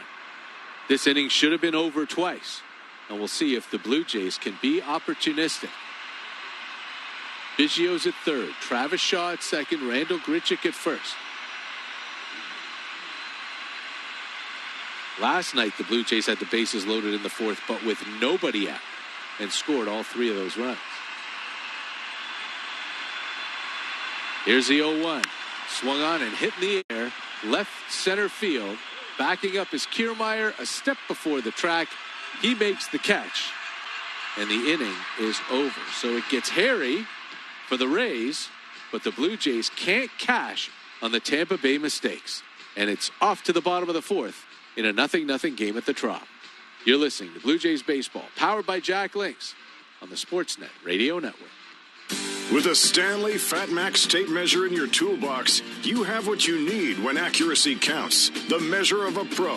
The tapes feature blade armor coating for long tape life and a durable, ergonomic, impact-resistant case. With a compact design and 14-foot reach max, Stanley Fat Max tapes are the go-to measuring tape to get the job done. No wonder they're the choice of the pros. Available now at the Home Depot and independent retailers. 1-877 Cars for Kids. KARS Cars for Kids. 1-877 Cars for Kids. Donate your car today. Donate online at carsforkids.ca. That's cars with a K. Pickup is quick and easy. You'll benefit a child and get a maximum tax credit. 1-877 Cars for Kids. Donate your car today. Also accepting boats, motorcycles, RVs, and truck donations. As more businesses and services reopen, we must all continue our efforts to protect each other. Continue to practice physical distancing and stay 2 meters apart. Wear a face covering when physical distancing is a challenge or where required, and continue to wash hands frequently. Get tested if you're worried you may have COVID-19 or have been exposed to the virus. Inside or out, stay safe. Save lives. Visit ontario.ca/coronavirus to learn more. Paid for by the Government of Ontario. We'll make sure you can always follow your team. 1, 2, 3, inning over, and the rally stopped by Ryan Barucki. Keep listening to Toronto Blue Jays baseball on the Sportsnet Radio Network.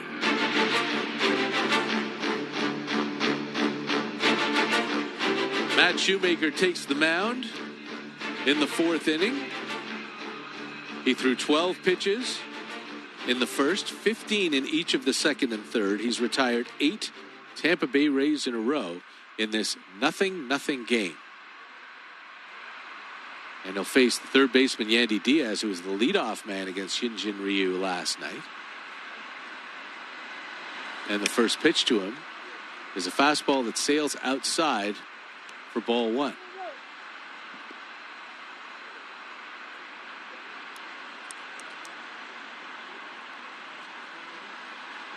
Next pitch to the big righty drops in low. 2-0. No walks for Shoemaker so far in the first 3 innings and just 1 strikeout. This is the Rays' second look at him. Tall, bearded righty making just his 6th start as a Blue Jay. The 5 last year were spectacular. 2-0. Slider just low. Shoemaker and Reese McGuire both wanted that call from Hunter Wendelstedt. Our strike box says it did nick the bottom. But Shoemaker doesn't get the call, and it's 3-0. Glove up in front of his face. Now down to the waist. Kicks and fires and misses way inside. A 4-pitch walk to Yandy Diaz to lead off the bottom of the 4th inning. Here in this 4th, we'll check the out-of-town scoreboard. It's brought to you by St. Louis Bar and Grill, now open for patio service at all of its Canadian locations. Plus, you can always visit them at stlouiswings.com for takeout and delivery options. Canada's favorite wings and favorite team, the perfect pair, only at St. Louis Bar and Grill. Devilishly good. And as Yoshi Tsutsugo comes up to the plate, Ben Wagner, fill us in when you can. Would love to do so. It is a full slate of baseball here on this Saturday afternoon and then into the evening. First pitch is called high. That's ball 1 and ball 5 for Matt Shoemaker. Some matchups look a little weird this time of year on the out-of-town scoreboard. Others pretty traditional, including the Baltimore Orioles at Fenway Park playing the Boston Red Sox. It was a drubbing last night in a lopsided affair that the Red Sox rolled to victory in. Today, the Orioles are returning the favor, leading 7-2 in the bottom of the 8th inning. Throw over to first. Check on Diaz. He's not going anywhere. I thought when you said more traditional, it meant the Orioles were getting beat. That was last night's drubbing. Ooh.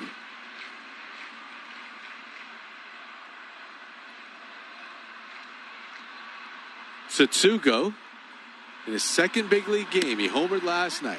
Takes a good slider in for a strike, 1-1.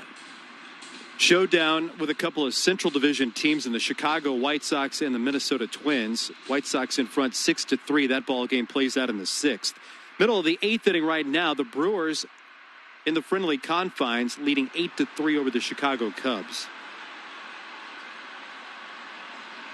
Shoemaker set from the stretch. 1-1 pitch to Tsutsugo. Double play ball hit to second. Biggio to Bichette to Shaw. And there it is. 4-6-3. Matt Shoemaker gets that pitcher's best friend and erases the 4-pitch walk.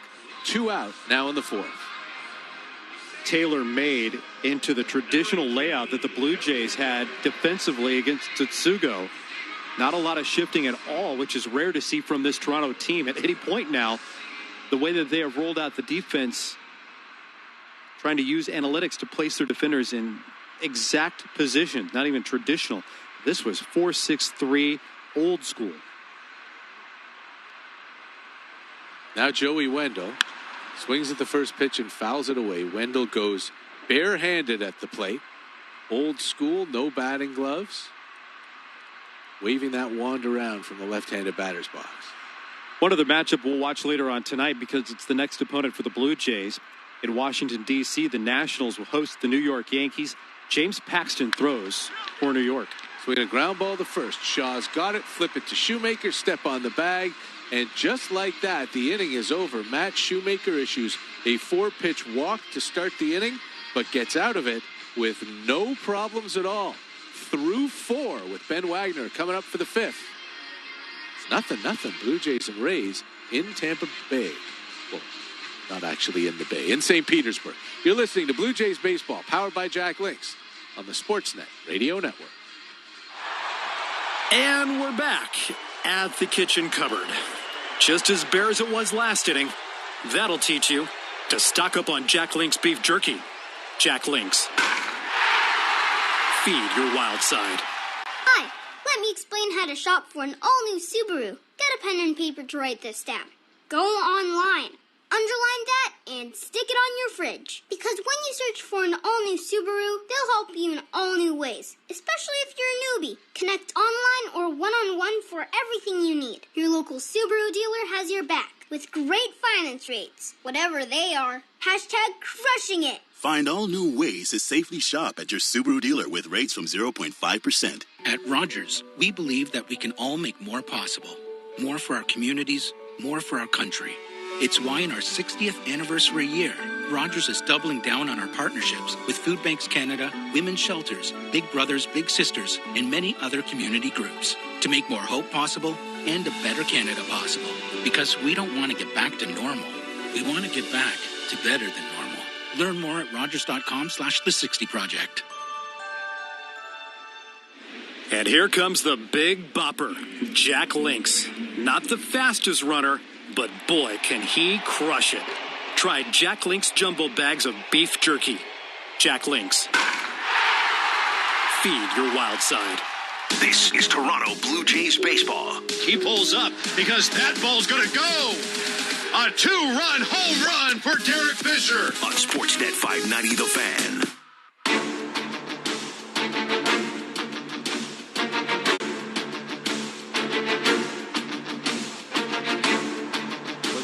And the Rays play the middle game of their 3-game series. Back at Baseball Control next to Mike Wilner, I'm Ben Wagner.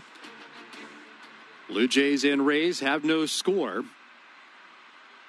Ryan Yarbrough ready to go to work. Lefty on lefty against Reese McGuire, who bats for Toronto. And the pitch, a fastball that splits the plate for strike one.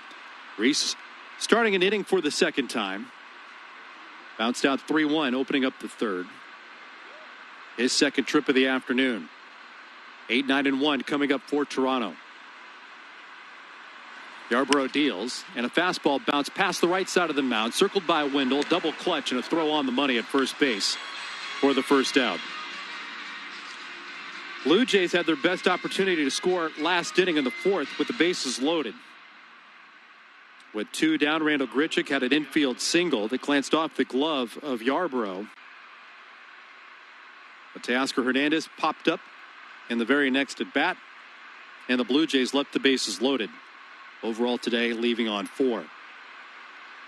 Santiago Espinal struck out his first time up in the big leagues. Slightly open stance in the right-handed batter's box. Yarbrough ready, and he deals, and the first pitch is hit down the left field line. Good distance, but hooking off over the bullpen and out of play. It has been an incredible journey over the last couple of years for Santiago Espinal, traded from the Boston Red Sox.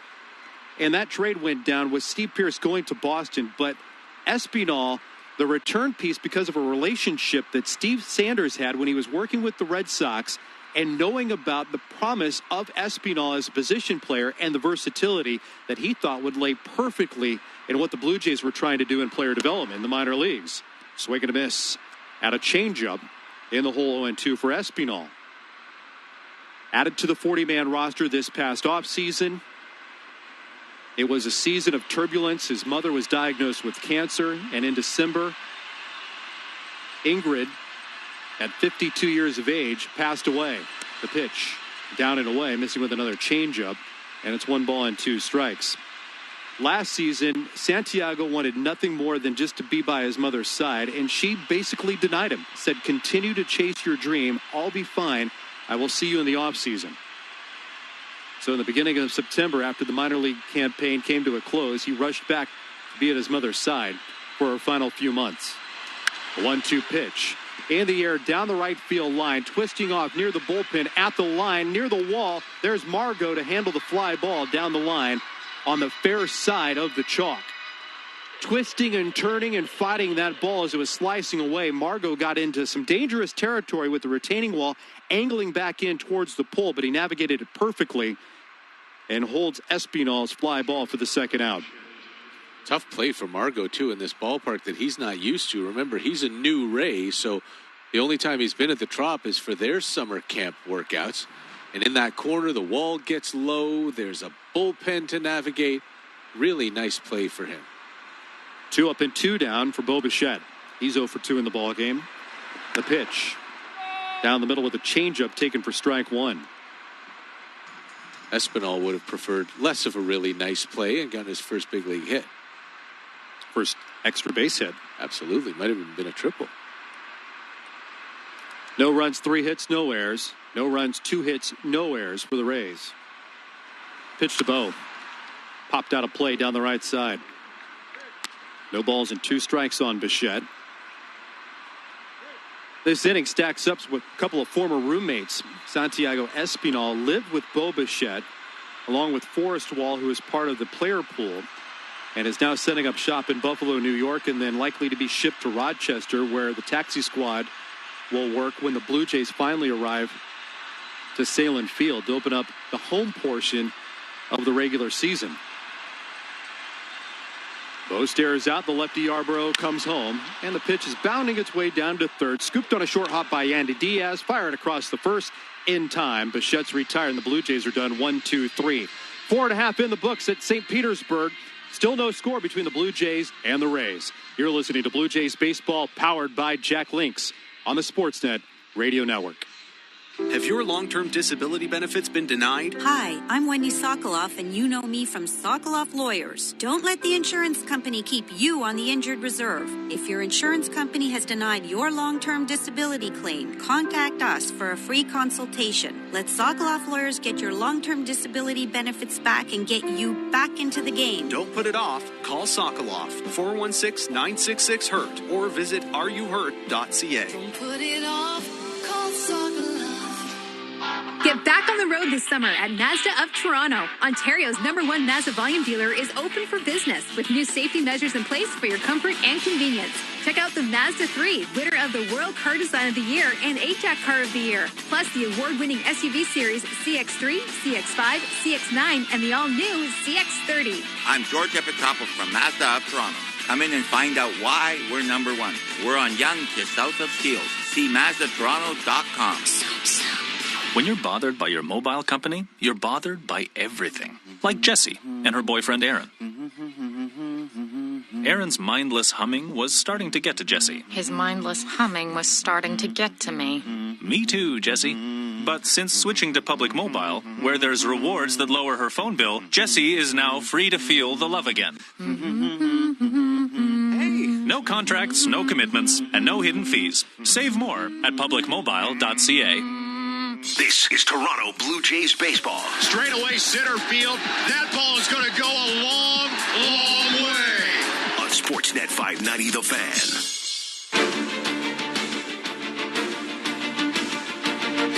Home fifth inning at Tropicana Field with the Rays and the Blue Jays playing with no score. Back at baseball control next to Mike Wilner, I'm Ben Wagner. Matt Shoemaker rocks into the lineup in his first pitch, a fastball on the outside corner for strike one. Manuel Margot is 0 for 1 in the ball game. Started a 1-2-3 second inning at bat for Tampa Bay. And Shoemaker, although put in a jam in the first, has been in cruise control since. His pitch here in the fifth, changeup low. They're going to call that a slider at 88 or 80 miles an hour. Had some swoop on it. Long exhale by Shoemaker. Now back into the line and the 1-1. There's a fastball that slams into the middle, Reese McGuire. And it's 1 ball and 2 strikes on Margot.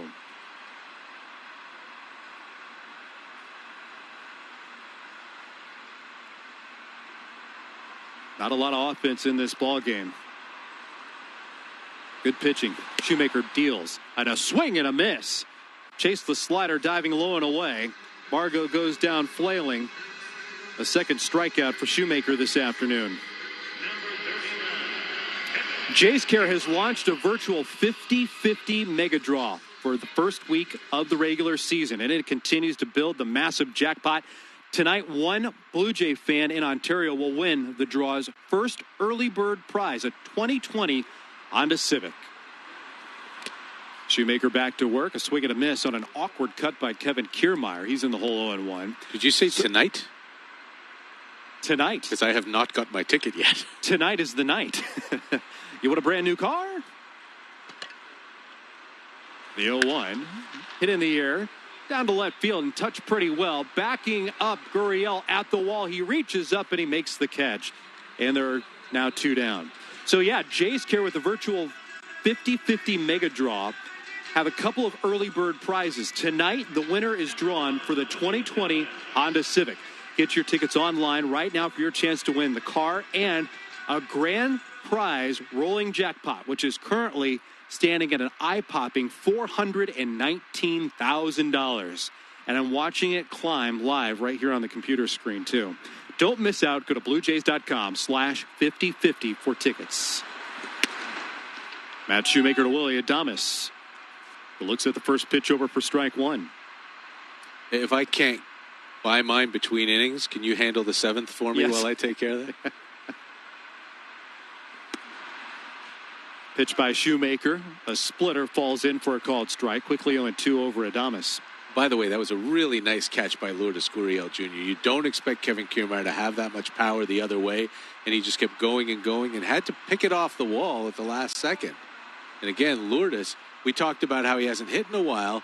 That game that he came out of, he never even got to play any defense. So it's been a long time since he's been out in left field in a game.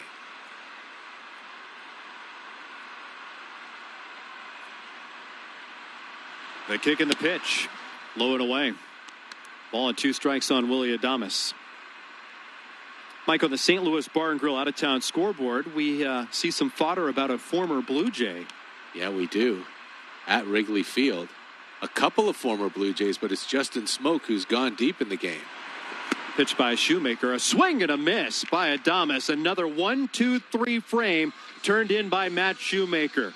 He's gone through 5. This game goes to the 6th. Still scoreless at Tropicana Field. This is Blue Jays baseball powered by Jack Links on the Sportsnet Radio Network.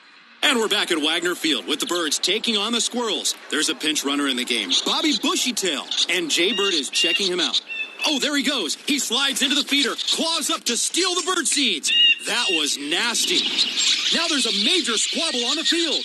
You'll be amazed at the action in your backyard when you serve up Armstrong Bird Food. There's a chipmunk on the field now. I don't believe it. Armstrong Bird Food, feeding Blue Jays and other feathered friends since 1986. 1-877 Cars for Kids. KARS Cars for Kids. 1-877 Cars for Kids. Donate your car today. Donate online at carsforkids.ca. That's cars with a K. Pickup is quick and easy. You'll benefit a child and get a maximum tax credit. 1-877 Cars for Kids. Donate your car today. Also accepting boats, motorcycles, RVs, and truck donations.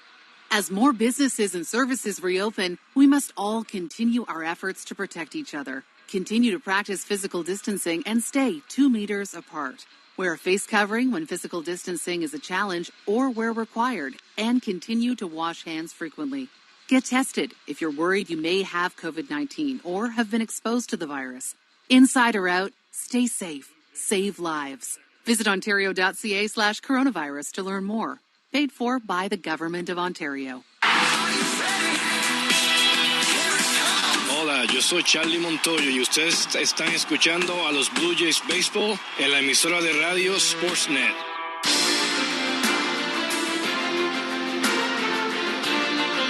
Sun-soaked late afternoon at Tropicana Field in St. Petersburg, Florida. We're at Baseball Control today. Next to Mike Wilner, I'm Ben Wagner, Tom Young behind the glass, bringing you Blue Jays baseball on the radio. Regular season baseball. Until yesterday, there had been a gap of 299 days from a final out of a Blue Jays regular season game until opening day, albeit a delayed one last night. Blue Jay win. No score today. Kevin Biggio opens up the 6th inning. Ryan Yarbrough misses inside with ball 1. Biggio's had a nice start to the season. Couple of hits last night. He's got a pair of singles today. The Rays again go with a 4-man outfield. The pitch hit high in the air, out to right center field. Kiermaier gliding to the glove hand side. Margot calling him off, turns the glove over, and makes a basket catch. That ball took a late dive, and you can tell Manuel Margot is indicating that with Kevin Kiermaier because he did that whole do it with your bare hand airplane swoop in style as he fought it. Oh, that was something. We heard Margot calling for the ball, calling off Kevin Kiermaier. And if you're going to call off Kevin Kiermaier, then you know you've got that baseball. And yet, the last second, he said it just dropped. Lourdes Gurriel Jr. at the plate. The pitch. Changeup over for a called strike. That's Kevin Biggio putting some fancy spin on those fly balls that he's hitting. Or it's Margot losing it in the roof. Bank of lights, a lot of things. The pitch to Gurriel. That's downstairs. 1 ball and 1 strike. You may have the ball, but the Trop may have you. 1 ball, 1 strike, and a scoreless affair. Top of the 6th. Nobody aboard for Toronto. Outfield lineup straight away against Gurriel. Infield back. Second baseman Wendell shaded towards the middle. The pitch. Swinging a high fly ball into left field. On the run to his right. Lau reaches out, dives, and he can't make the catch. That's down for a base hit. Gurriel took a long turn around first base, but he'll go back standing on the bag with his first hit of the season. That ball had some dive on it, too. Went in the air and started to hook off towards the line. Brandon Lau, who we've seen play a lot of the infield with the Tampa Bay Rays, got an outfield assignment today because of his versatility and something that he worked on in summer camp specifically. Kevin Cash gave him a go in left field, and he almost made a brilliant diving grab. The ball just wouldn't stick in the leather. That's going to be the final play for the starter Ryan Yarbrough here this afternoon for the Tampa Bay Rays. He's been knocked out. Chaz Rowe started to loosen up during the last commercial break, so he's good and ready and will come in to face Vladimir Guerrero Jr. Here in the top of the sixth inning, 1 on, 1 out. The Blue Jays and the Rays currently have no score. Well, earlier today, we had a chance to check in with Anthony Alford. Anthony Alford yesterday decided during the national anthem to drop down to one knee after a conversation that he had and the encouragement from a teammate, Kevin Biggio. He said he was going to do it to continue to raise awareness about the social injustice, and it was an amazing conversation with him with what he revealed earlier today. Over-police the black communities, that you always see roadblocks in black communities. One of the first times I had an interaction with a police officer, I was 12 and had a gun drawn. How can I be I'm a 12-year-old kid, you know? And that was very traumatizing for me for a police officer to draw a gun on me at 12 years old. Being pulled over while I was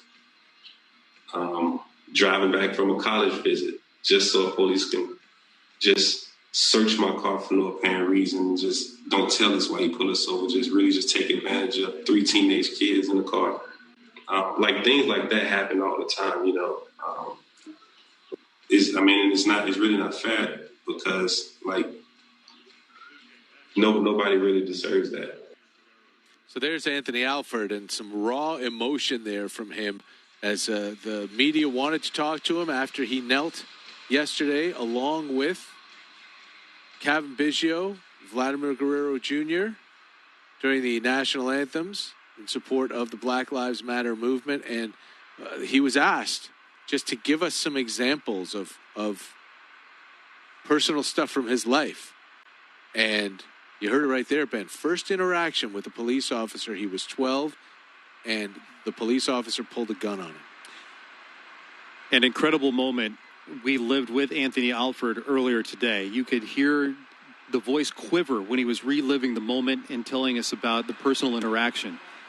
Back at Tropicana Field with 1 out, 1 on. Runner at first base is Lourdes Gurriel Jr., who singled knocked Ryan Yarbrough out of this ball game. Chaz Rowe aboard to face Vladimir Guerrero Jr., and the first pitch is a breaking ball that runs inside for ball 1. G-Man Choi, the first baseman, Lourdes Gurriel Jr. taking the lead, both wearing masks in play.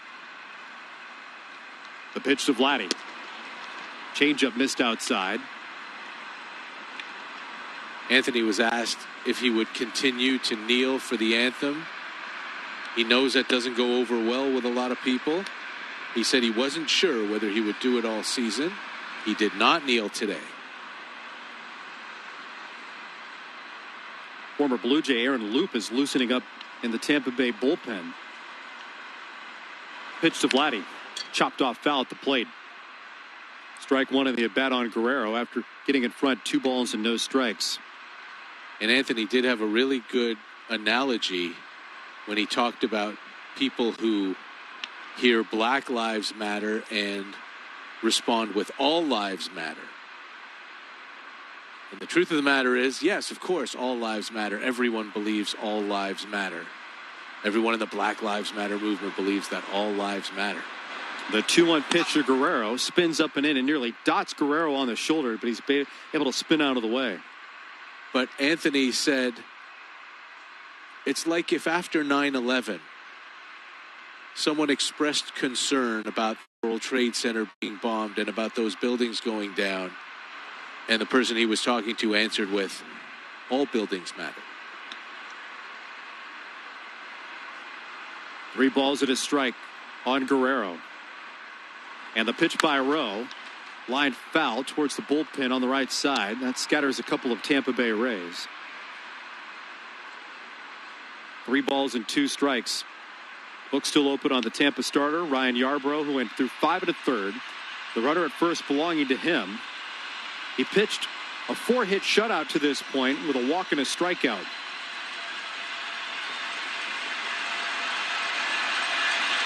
Rowe in the contest, going righty on righty with the left-handed batting Travis Shaw out on deck. And the pitch is a fastball rolled through the right side, a base hit. Gurriel takes second base. And the Blue Jays have something cooking here in the 6th. Opposite field base hit again for Vladimir Guerrero Jr. And here's maybe where Kevin Cash would like to go with a lefty-lefty situation, but because of the new rule in Major League Baseball, here you bring a guy in with less than 2 outs. He now has to face 3-batter minimum or get out of the inning. Right. If Aaron Loop comes in here, then if he doesn't get Travis Shaw or whoever hits for Travis Shaw to bounce into a double play, he's got to face Randall Grichuk. And we'll see what happens now. Lourdes Gurriel was on the move. That was a run and hit or a hit and run. And Vladdy almost hit Gurriel with that ground ball. He had to jump out of the way, which is why he had to stop at second base and couldn't keep going all the way to third. And Lourdes and Vlad sort of joked back and forth about that. I don't know if Vladdy said, why didn't you go to third? And Lourdes said, well, if you hadn't hit me, I might have.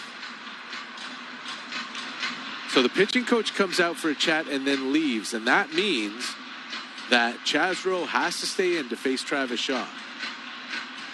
Kyle Steiner with a long conversation with the battery mate Michael Perez. That huddle is busted up, and here comes Travis Shaw.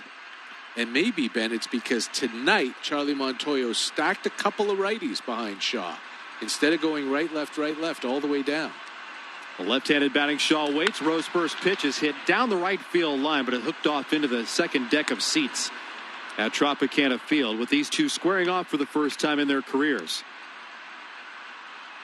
Rowe came in after Ryan Yarbrough departed. Vladimir Guerrero Jr. got in front, 2 balls and no strikes.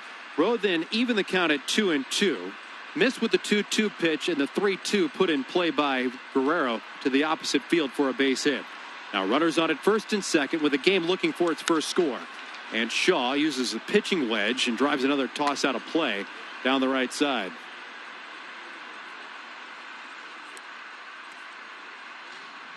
Not a very elongated swing by Travis Shaw. He's trying to make contact, put it in play, and it appears to keep it off the ground. Outfield playing straight up, the infield back, and a couple of steps for double play depth. Gurriel, the lead runner at second, Guerrero behind him at first. And the 0-2 to Shaw is a breaking ball that dives in and locks him up for strike 3. Great pitch selection right there by Chaz Rowe. Shaw was looking for the fastball, and he got a bender that hooked right across the inside corner and got him looking. 2 out. That's a really, really good pitch by Chaz Rowe. Well received by Michael Perez to keep it right on the inside corner, but that's where it was, and Shaw thought it was going to come way more in on him. So he goes down looking, and the Kevin Cash gambit works to let Rowe pitch to the one lefty, so that now he's got the righty. It's Randall Grichuk with runners on at first and second. He swings to the first pitch, sinks a sinking line drive to center field. Bolting forward, Kiermaier into a feet first slide. He makes the catch on the ball stung by Grichuk. That'll retire the side. Blue Jays had something. Rowe snuffs it out, and the Blue Jays were kept off the board. No runs, couple of singles, 2 men left. Middle of the 6th from Tropicana Field. There is no score. You've got Blue Jays baseball powered by Jack Links on the Sportsnet Radio Network. If we've learned one thing lately, it's the importance of looking out for each other. That's why for the Honda Checkered Flag event, we worked hard to lease you a nicely equipped 2020 Honda CR-V LX from just $78 weekly at 2.99% and 0 down, including the $750 Honda bonus. Having the CR-V assembly line in Ontario helps out too, and it even keeps me, the voice on the radio, well, on the radio. So thanks for that too. Includes freight and fees for 60 months, taxes extra OAC, see HondaOntario.com. Visions Electronics is fast forwarding the clock and turning back the prices because Black Friday is in July. Huge Black Friday savings in every department. Way early. Flat screens to home audio, car audio to laptops. Save up to 90% off. In-store, curbside pickup or delivery. Check the flyer at visions.ca for details. Black Friday savings without all the winter. Black Friday in July at Visions Electronics. Sale on now for a limited time. Stop what you're doing. The Superfan is having a Super Saturday and Super Sunday sale on the biggest new car inventory in Canada. 0% financing on all models. OAC. Invoice pricing for frontline workers. Your last chance for our no payments for 6 months offer. I'm giving away giant 55-inch TVs free with every new car purchase in store. Looking for a Hyundai? I'm your guy. Visit nabatiashyundai.com. Anyone who says the Blue Jay is a docile bird has entangled with this flock. The Toronto Blue Jays live here on Sportsnet 590 The Fan. 9-1-2 come to the plate to face Matt Shoemaker, who is spinning a gem in his first time on a Major League mound in 15 months. So far, a 2-hit shutout against the Tampa Bay Rays. He's pitched well enough for victory, but the Blue Jays have had their own problems with Ray pitching today. That's why we go scoreless through 5.5. Now the home sixth, led off by Michael Perez. And Shoemaker's first pitch sails a little bit outside for ball one. Perez 0 for 1 in the ball game. The fly to center field is only time up. Shoemaker working quickly into the wind. Fastball across, taken for a strike. And it's 1-1.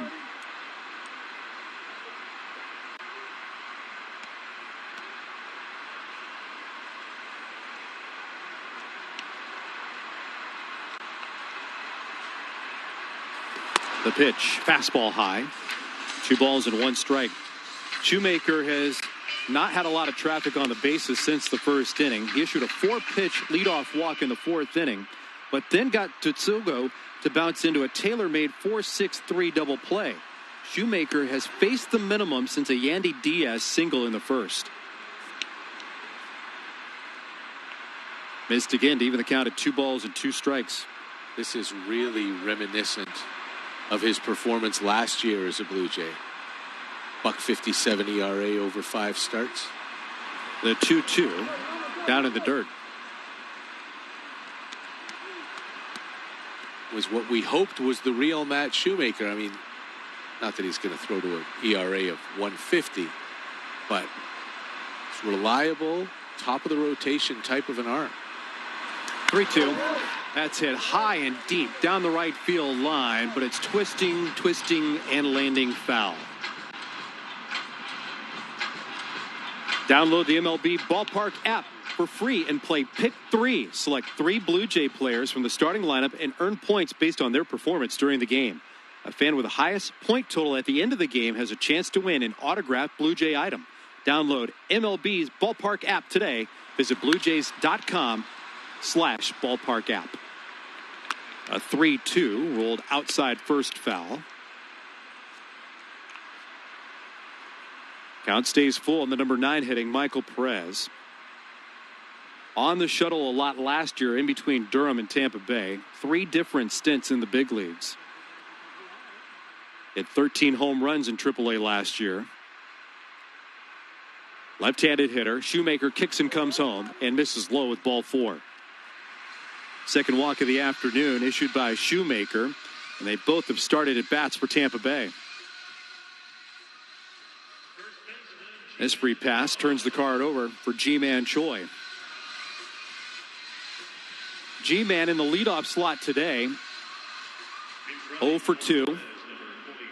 He's bounced to first each time up.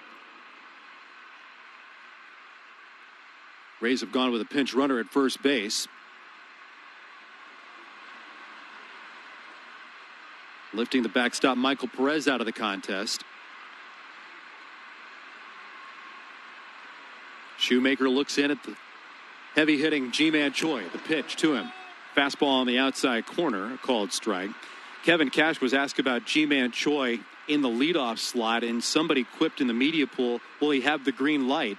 And Kevin Cash said, at the plate, he'll have a green light. He gets a red light when he's on base.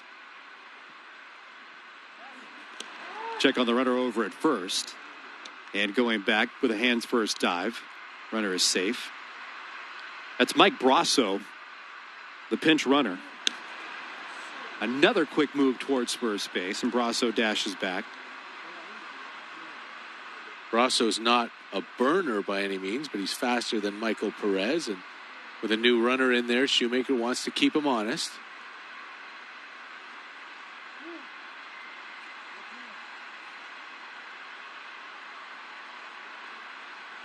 The pitch downstairs. 1 ball and 1 strike. No runs, 5 hits, no errors for the Blue Jays. No runs, just 2 hits, and no errors for the Rays. Shoemaker is just over 70 pitches in the ball game. So he's got some left in the tank, and that's a product of during the COVID pause, Shoemaker had a regimented workout where he never stopped throwing. The pitch way outside, and he falls behind 2 balls and 1 strike on Ji-Man Choi. He was able during the shutdown to travel back to Michigan and grab the keys to the gym and the baseball facility at Wayne State, which isn't too far away from his home. It's a small college just south of Detroit. Not only was he able to throw, but he was able to get up on the mound and throw bullpens. The 2-1 pitch to Choi, hit in the air out towards left center field. That's headed towards the gap and down for a base hit. It'll 1-hop off the wall. Brasso's around third, losing his batting helmet. He takes a stumble. The relay throw by Bichette, not in time at the plate. Brasso had all sorts of trouble rounding third, trying to stay upright, and nearly took a tumble. Lost his cap, lost his footing, but he kept it all in tow, and he chugs across the plate on an RBI double from Ji-Man Choi to give the Rays a 1-0 lead. Two-seam fastball that leaked back over the plate, and Choi was ready for it and hit it almost right to the 378 sign in left center, where neither Grichuk nor Gurriel had a chance at it. Brasso took off after he hit second, and then when he hit third, knocked himself off balance. And like you said, almost fell, but managed to keep his feet. And the Tampa Bay Rays have a lead for the first time this season. 1-0 Rays in front. Matt Shoemaker going back to work on Brandon Lau. And he misses outside, ball 1. First time we've seen the Blue Jays bullpen get busy tonight. A.J. Cole is up and starting to loosen.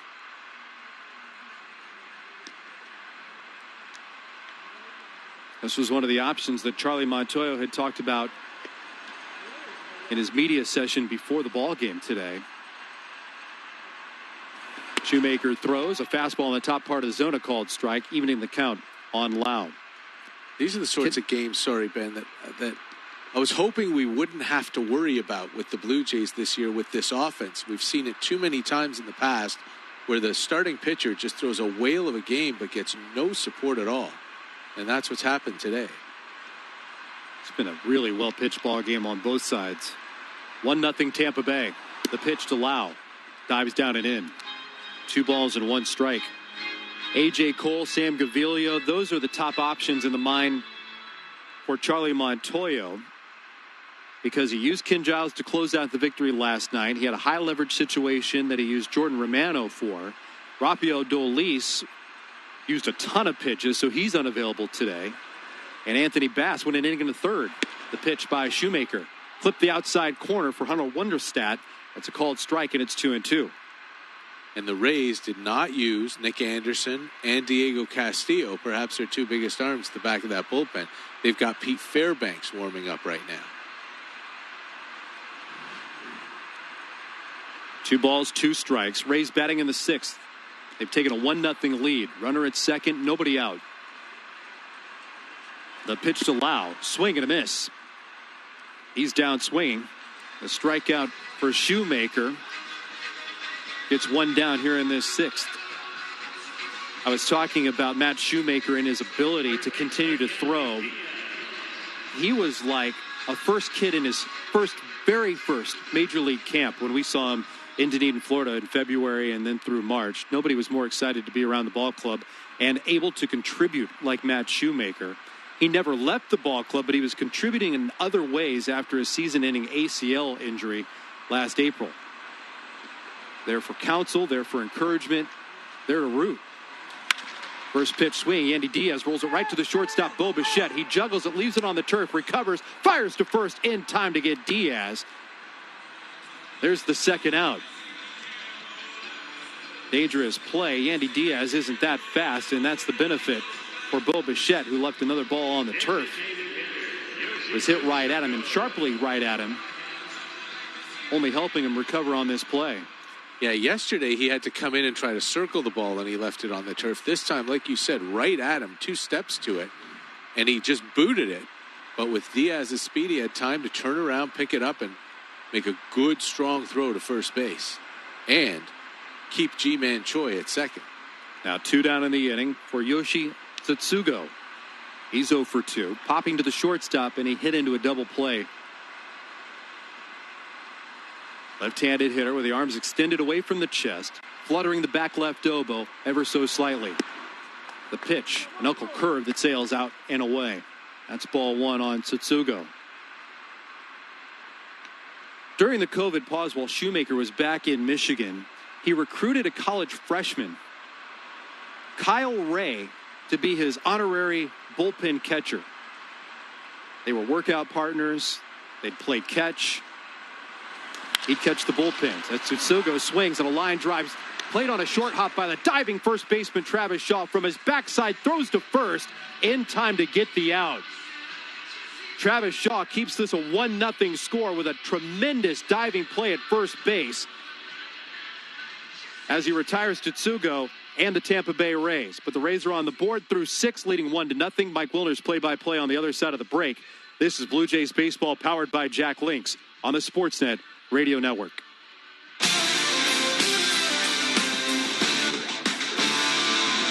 We'll get you back to Blue Jays baseball in just a moment, but first, let's take a look around the MLB. In Chicago, the Brewers are up on the Cubs 8-3 in the top of the 7th. That game is on Sportsnet 1 right now. The Red Sox are up on the Orioles 5-2 in the top of the 7th. The White Sox are up 5-0 on the Twins in the bottom of the 5th, while the Cardinals are up 3-1 on the Pirates in the top of the 5th. Later this evening, you can watch Yankees-Nationals at 7 p.m. on Sportsnet, while Diamondbacks-Padres is on Sportsnet 360 at 9 p.m. Eastern. Now, back to Blue Jays baseball. Hello, neighbor. Hello. Is this new fence to socially distance yourselves? No, not at all. It's just for our dog. Mm-hmm. And a new Subaru, I see. Yes, again, just for the dog. Uh-huh. But we did add Subaru Eyesight Driver Assist, just to keep our distance at all times. Visit your local Subaru dealer online for our incredible lineup of top safety picks. With rates from 0.5%, make an appointment to safely shop for an all-new Subaru today. Make the most of what comes next with a bank account that gives you more. With the Scotiabank Ultimate Package, you can get a boost to your savings, unlimited Interac e-transfer transactions, and a $300 welcome bonus. So make the most of what comes next with the Scotiabank Ultimate Package. For a limited time, conditions apply. Visit scotiabank.com/ultimate300. Scotiabank. This is Toronto Blue Jays baseball. Strike 3 called. A high fastball called strike 3 to finish the ball game. On Sportsnet 590 The Fan.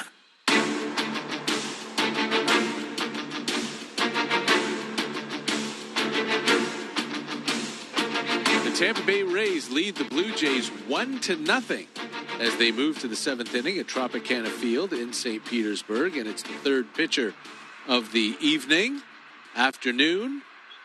I guess it's still afternoon for the Tampa Bay Rays. Pete Fairbanks came over in a trade with Texas late last year. Fairbanks takes over for Chaz Rowe, who faced his 3 hitters and retired 2 of them with help from a nice diving stop by Kevin Kiermaier. Nice diving catch on Randall Grichuk.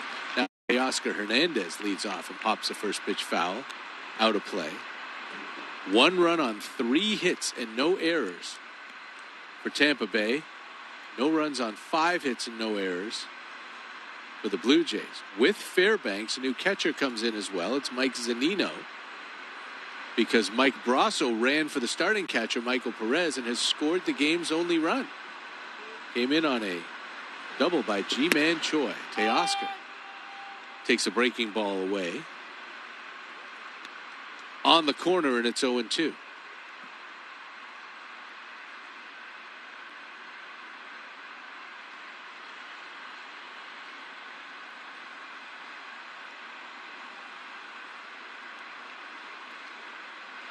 Fairbanks, 26 years old, big, tall righty. Drops in an off-speed pitch that is low for ball one. Made his major league debut last year with the Rangers. Got into 13 games with them. Posted a 5.11 ERA. Or pardon me, got into 8 games with them. Posted a 9.35 ERA. Then went to Tampa and had the 5.11 in 13 games. 1-2 to Teoscar. Strike 3 call. Really nice pitch there by Pete Fairbanks. Off speed, right on the outside corner, and it rings up Hernandez for the first out in the 7th inning.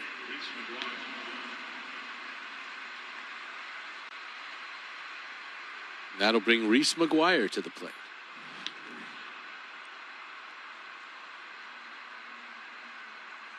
Last night, a 6-4 win for the Blue Jays. Tonight, looking for their first run. And the first pitch to Reese McGuire is a 98-mile-an-hour fastball that's up for ball one. Joe Panik has moved into the on-deck circle to hit for Santiago Espinal. Fairbanks must face at least 3 hitters. And there's nobody up in the Rays bullpen anyway. 1-0, swing and a miss at a high fastball at 99. And it's 1-1 on Reese McGuire. Mike, they've gone final on the north side of Chicago. The Brewers visiting and running away with an 8-3 win. Big home run in that ball game by Christian Yelich, getting his first, but also the former Toronto Blue Jay, Justin Smoak's first as a Brewer. There's a swing and a fly ball hit to deep right field by Reese McGuire. It's gone. Reese McGuire has tied this game. His first hit of the season is a solo shot in the top of the 7th inning.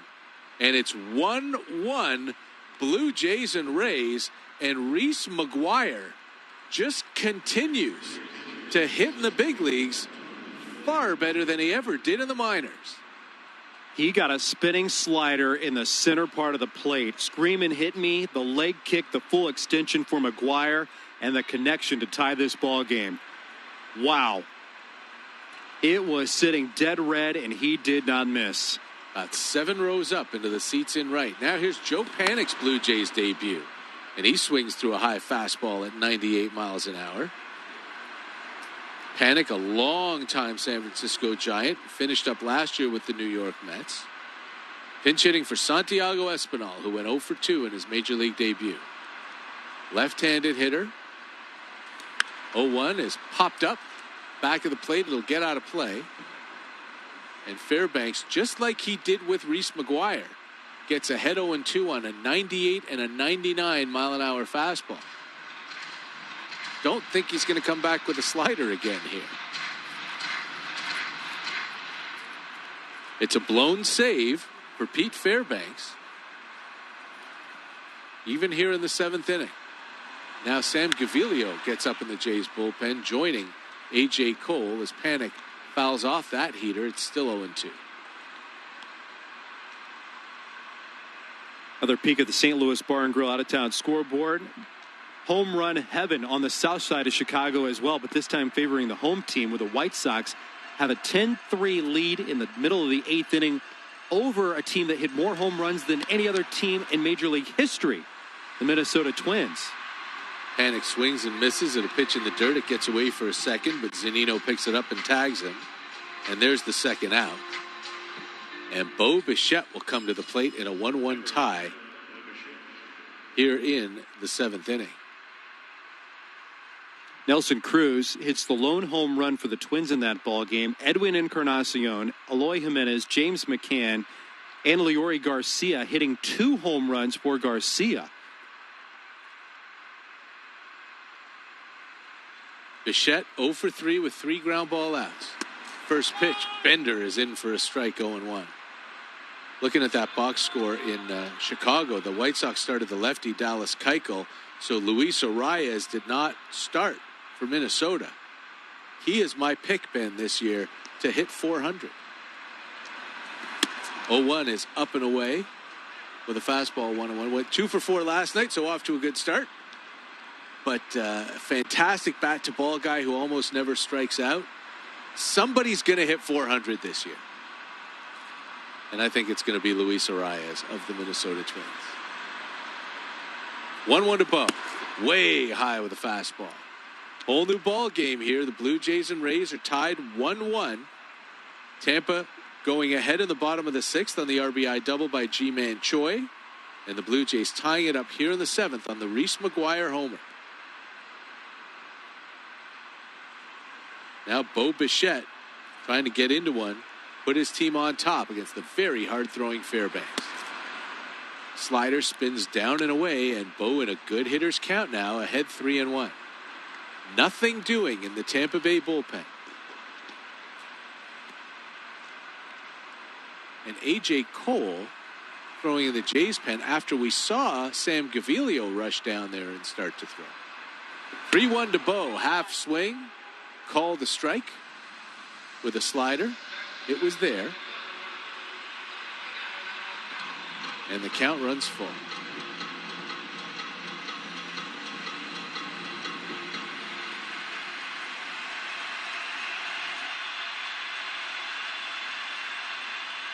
Fairbanks delivers. Bo swings. It's a line drive to right field. A base hit over the leaping Ji-Man Choi. Up with it is Margot, and he'll throw it in. A 2-out single for Bo Bichette keeps this inning going and brings Cavan Biggio, who's 2 for 3, to the plate. The Blue Jays have been able to make contact on the Fairbanks sliders. They don't have a lot of depth. They've been sitting and spinning. Bo sees his on the outside half of the plate and just goes with it. Here comes Kyle Snyder, the pitching coach. Again, there is no action in the bullpen. So Pete Fairbanks, this is his ball game. Matt Shoemaker and Reese McGuire are deep in conversation in the Blue Jays dugout right now. You wonder if Shoemaker is done. You would think probably, but it's only 81 pitches for Matt Shoemaker. And he's gone over that in summer camp. The 5, 6, 7 hitters are due up for the Rays.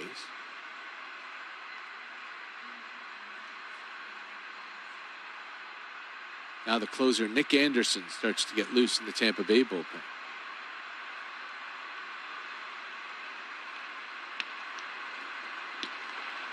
Here's Cavan Biggio. 2 homers yesterday, 2 singles today.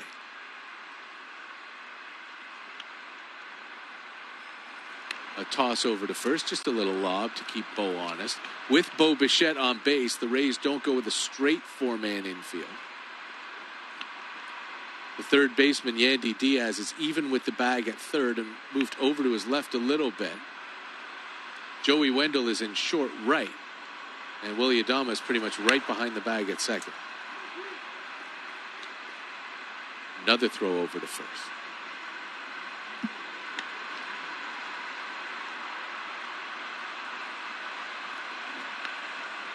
Cavan hitting .444 to start his season. First pitch to him is a fastball up for ball 1.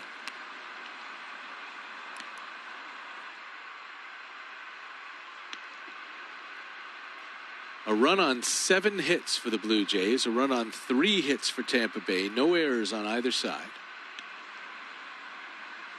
Bichette with some wheels at first. Didn't run much as a rookie.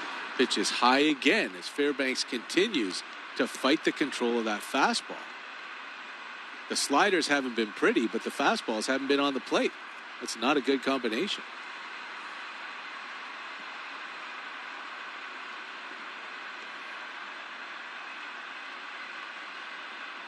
Tall righty comes set. Here it is, the 2-0 pitch, 97, but about 8 inches high. And Biggio's in charge 3-0. We have seen Kevin Biggio not hesitate to swing at 3-0 pitches. He hit a home run on a 3-0 pitch in an intra-squad game last week. See if he gets the green light here. Bichette with the lead off of first. And it's way high. Doesn't matter, green light or otherwise. A 4-pitch walk. Kevin Biggio is aboard. And Lourdes Gurriel Jr. comes to the plate. Who will he face with Nick Anderson blazing away in that Tampa Bay Rays bullpen?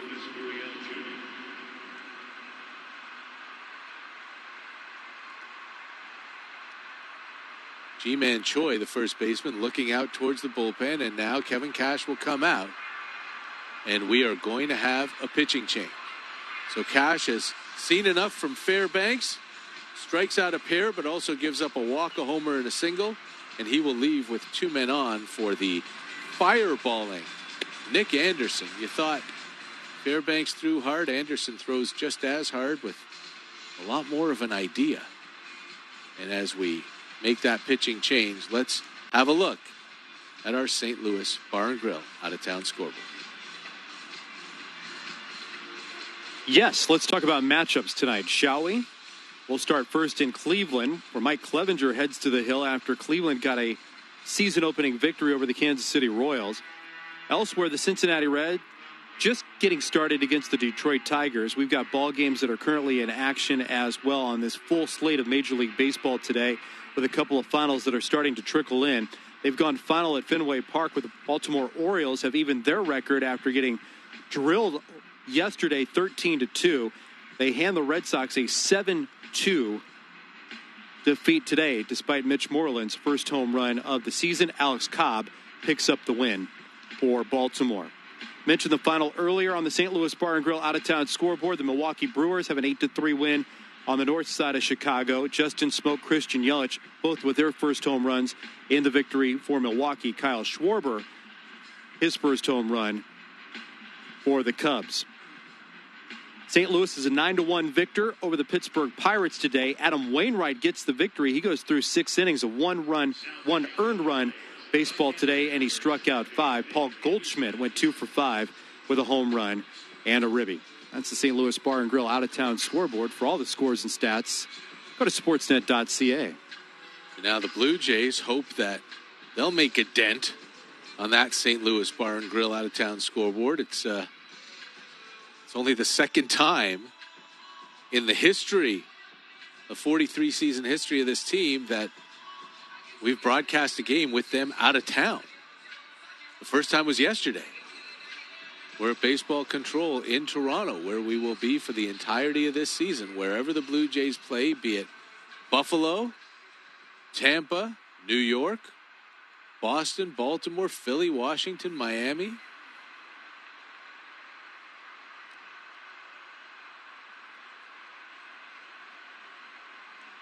Atlanta, that's the other one.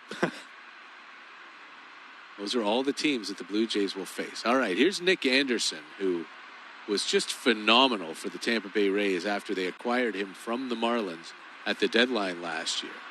He'll face Lourdes, and the first pitch is popped up. Fastball in on his hands, right at the mound. Everybody coming over, and it's Mike Zunino who reaches out while running towards the pitcher's mound and makes the catch. One pitch for Nick Anderson to get out of the bases-loaded jam. But the Blue Jays tie it up on the Reese McGuire homer. And it's a 7th-inning stretch with nobody to stretch him out at Tropicana Field. 1-1, Jays and Rays. You're listening to Blue Jays Baseball, powered by Jack Links on the Sportsnet Radio Network. Try Jack Link's beef jerky, available in jumbo-sized bags. It's the beef jerky version of having a donut on your bat in the on-deck circle. Jack Links. Feed your wild side. With all your sports currently on ice, Upper Deck wants to get you back in the game. Bring your favorite teams and players right to your desktop with Upper Deck E-Pack. Rekindle your love of collecting and trading with game-used jersey and autograph cards, Young Gun rookies, and exclusive E-Pack achievements. Head to UpperDeckEpack.com and buy, open, collect, and trade your favorite cards from home. You can purchase and open actual packs online and get your cards shipped to you at any time. And you'll love this. Get a free pack every day just for logging on. Collect the best. UpperDeckEpack.com. And for those of you at home, kicking back, relaxing with a big bowl of kale chips. What game are you listening to? Jack Link's Beef Jerky. Feed your wild side. As more businesses and services reopen, we must all continue our efforts to protect each other. Continue to practice physical distancing and stay 2 meters apart. Wear a face covering when physical distancing is a challenge or where required, and continue to wash hands frequently. Get tested if you're worried you may have COVID-19 or have been exposed to the virus. Inside or out, stay safe. Save lives. Visit ontario.ca/coronavirus to learn more. Paid for by the Government of Ontario. We're painting the picture on your radio, and we refuse to use anything but blue. This is Toronto Blue Jays baseball on the Sportsnet Radio Network.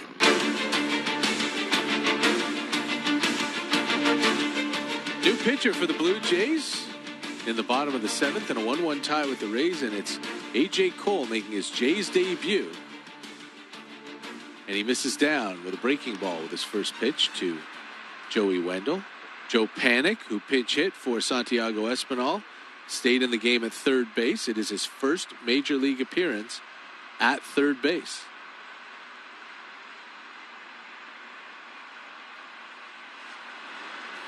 Wendell delivers a off-speed pitch, is hit down the line foul, first base side. Panik has never played anywhere but second in his entire major league career. Here he is at third. For A.J. Cole, the Blue Jays are his fourth major league team. 1-1 pitch, swung on and hit high in the air to deep right field. Back a few steps now, stopping on the track is Teoscar Hernandez. And as he backs into the wall, he'll make the catch. Joey Wendell gave it a ride. But Joey Wendell just doesn't have that much pop, and that is a long, loud out. Matt Shoemaker, 6 innings, a run on 3 hits with 2 walks and 4 strikeouts. 81 pitches, 51 of them for strikes. Shoemaker every bit as good, Ben, as we saw him last year with the Jays. He was pretty good today. Absolutely. Pounded the zone, used a lot of different pitches. First pitch to Manuel Margot is down and away for ball 1. Like the knuckle curve that he features. That was a really good pitch today. Everything is encouraging for Matt Shoemaker on the heels of his 6 innings today. Slider misses again, down and away, and Cole in a hole. 2-0. Squint hard, and you can see a top 3 of Hyunjin Ryu, Matt Shoemaker, and Nate Pearson being really, really good in the American League East. 2-0 pitch right there for a strike.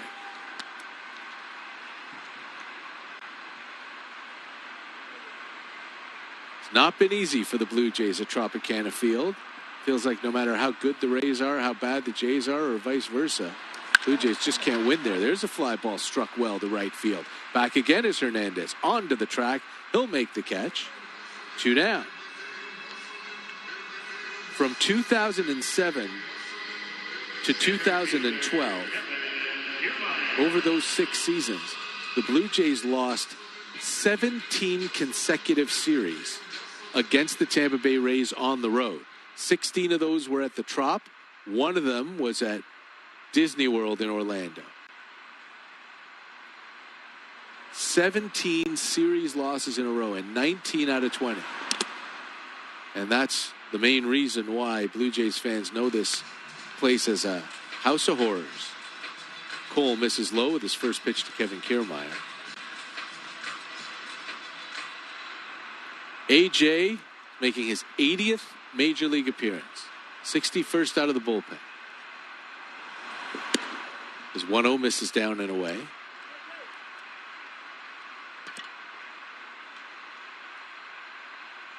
Spent the first 3.5 years with Washington. 2-0, ground ball right back up the middle, but right there is Bo Bichette. He'll pick it up and throw it on to first, and it's a 1-2-3 inning for A.J. Cole in a tie game late. Exactly what Charlie Montoyo wanted to see. They're off to the 8th at the Trop. It's a 1-1 tie between the Blue Jays and Rays. You're listening to Blue Jays Baseball, powered by Jack Links on the Sportsnet Radio Network. Get back on the road this summer at Mazda of Toronto. Ontario's #1 Mazda volume dealer is open for business with new safety measures in place for your comfort and convenience. Check out the Mazda 3, winner of the World Car Design of the Year and HAC Car of the Year. Plus the award-winning SUV series CX-3, CX-5, CX-9, and the all-new CX-30. I'm George Epitopoulos from Mazda of Toronto. Come in and find out why we're #1. We're on Yonge, just south of Steeles. See MazdaToronto.com. At Rogers, we believe that we can all make more possible. More for our communities, more for our country. It's why in our 60th anniversary year, Rogers is doubling down on our partnerships with Food Banks Canada, Women's Shelters, Big Brothers Big Sisters, and many other community groups to make more hope possible and a better Canada possible. Because we don't want to get back to normal. We want to get back to better than normal. Learn more at rogers.com/the60project. The Hyundai Shift into Drive sales event is coming to a close. You have until July 31st to take advantage of 0% financing and our 6-month payment deferral option on all new models, like the Up for Any Summer Adventure Tucson or the tech-savvy Connected to You Elantra. Visit your local dealer today or shop online from the comfort of your home with Hyundai Express Shopping. Visit your dealer or HyundaiCanada.com for details. Conditions apply. Always cheering for some ducks on the pond. As long as those ducks are Blue Jays. Toronto Blue Jays baseball on Sportsnet 590 The Fan.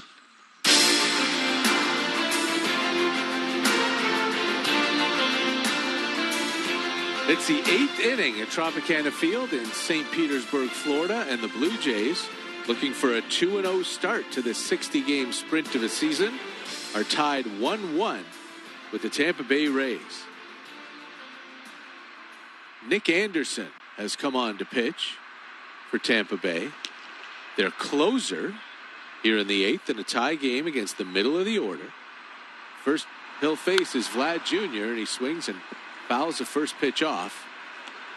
0-1. I don't know that it's really fair to say that the Rays have a closer. Their bullpen has so many exchangeable parts in it.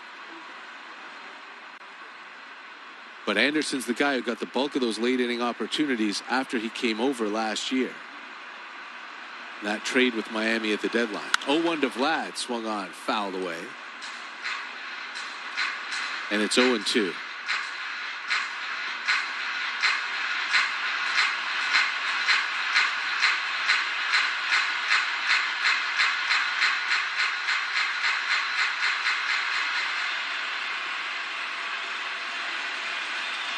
The Rays were enamored of Anderson, the huge strikeout numbers. The 0-2 swung on, hit hard on the ground, but right to shortstop. Adames has it, bobbles it for a second, throws high, still in time to beat Vladdy by half a step. And Guerrero's out. Anderson got the final out of the 7th with the bases loaded. Popping up Lourdes Gurriel Jr.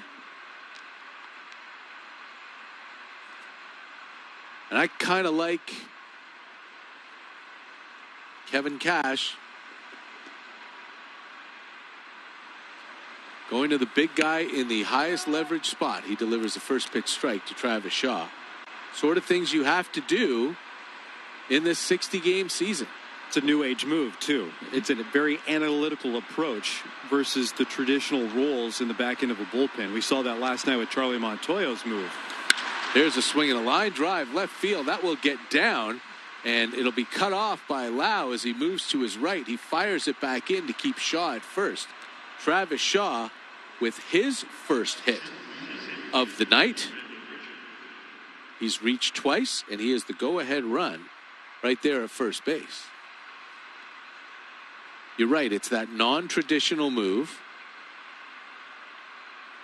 But it's also a playoff-type use of your bullpen. And I really wonder how much we're going to see of those playoff-type moves, even at this early point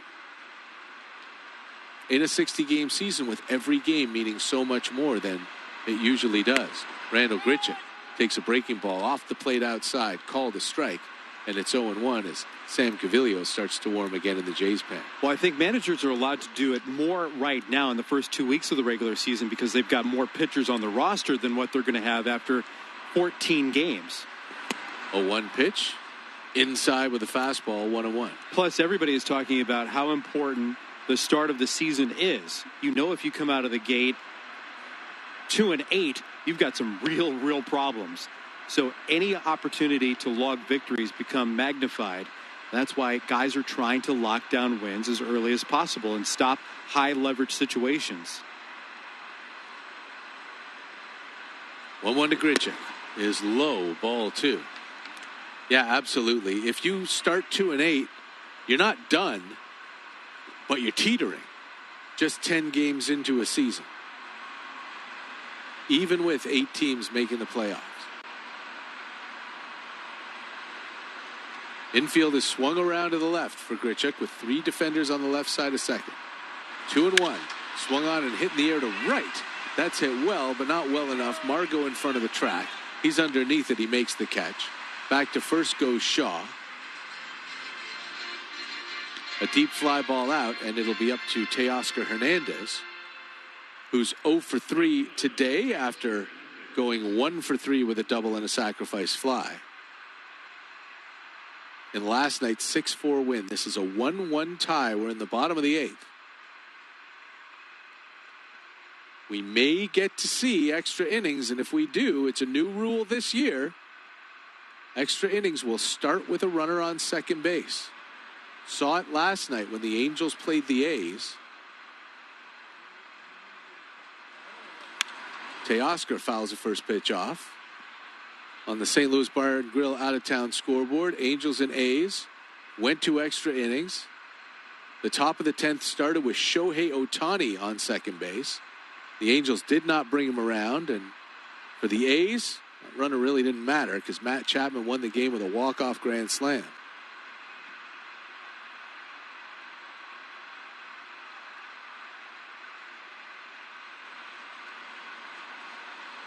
Shaw the lead off first.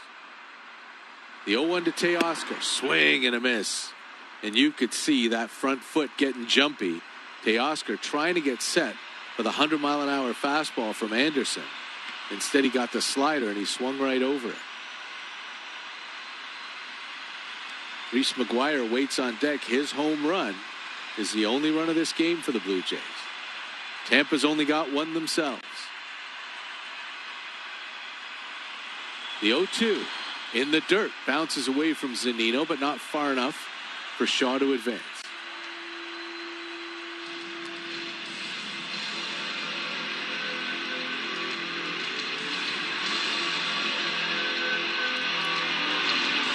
Blue Jays and Rays will wrap this thing up tomorrow.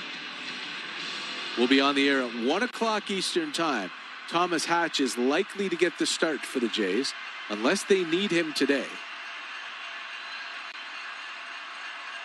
But with the new extra inning rule, you really don't need to worry about a game going 16, 17 innings.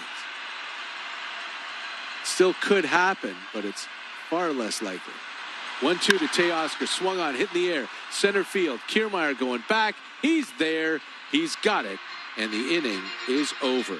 The Blue Jays make some loud contact in the top of the 8th, but they strand the Travis Shaw single. And Sam Gaviglio is going to take over for the bottom of the 8th inning in a 1-1 tie in St. Pete. You're listening to Blue Jays Baseball, powered by Jack Links on the Sportsnet Radio Network. DeWalt's line of 20-volt max tools puts you in charge. With a growing lineup of over 200-plus cordless products, 20-volt max is a system you can build on. Keep moving with innovative 20-volt max cordless solutions for improved productivity and less downtime on the job. 20-volt max tools are engineered to meet the specific needs of the most demanding trades. So take charge of your job site and find out more at dewalt.ca. Welcome to Wagner Field, and here's tonight's starting lineup. Leading off is Armstrong Brilliance, sure to bring colorful Cardinals to your backyard feeder. Up next, Armstrong Jays Blend, the feed that Jays just can't resist. Finally, it's Finches for Days with Armstrong Gold Standard. You'll be amazed at the action in your backyard when you serve up Armstrong's lineup of premium blends. We're in for a big game tonight. Fans are tweeting about it already. Armstrong Bird Food, feeding Blue Jays and other feathered friends since 1986. Lately, we've learned that we all win when we help each other out, which is why we're holding the Honda Checkered Flag event. Leasing a well-equipped 2020 Honda Civic LX from just $59 weekly at 1.99% and zero down, including the $1,000 Honda bonus, is a great deal for you. Having the Civic assembly line in Ontario is great for the community, and if you tell them you really like that guy on the radio, that'd be great too. Win-win-win, right? Includes freight and fees for 60 months, taxes extra OAC, see HondaOntario.com. Pacing stressfully in front of your radio's a totally normal way to listen. You stress because you care. Toronto Blue Jays baseball's on the Sportsnet Radio Network. Calling all Blue Jays fans. Fan Well Wishes is presented by Rogers. Cheer on your Toronto Blue Jays from across the country by video recording your well wishes. Tag @Blue Jays in your post or use hashtag #WeAreBlueJays. And your video could be shared on the Blue Jays social channels. Will you be issuing your well wishes to a team that's 2-0? We'll find out soon. We're in the bottom of the 8th inning. It's a 1-1 tie, and Sam Gaviglio has come on to make his season debut. And the first batter he faces is Willie Adames, who takes the pitch up for ball 1. Matt Shoemaker went 6 innings of 3-hitter. A.J. Cole pitched a perfect 7th. Now Sammy G, and he's in there with an off-speed pitch for a strike, 1-1.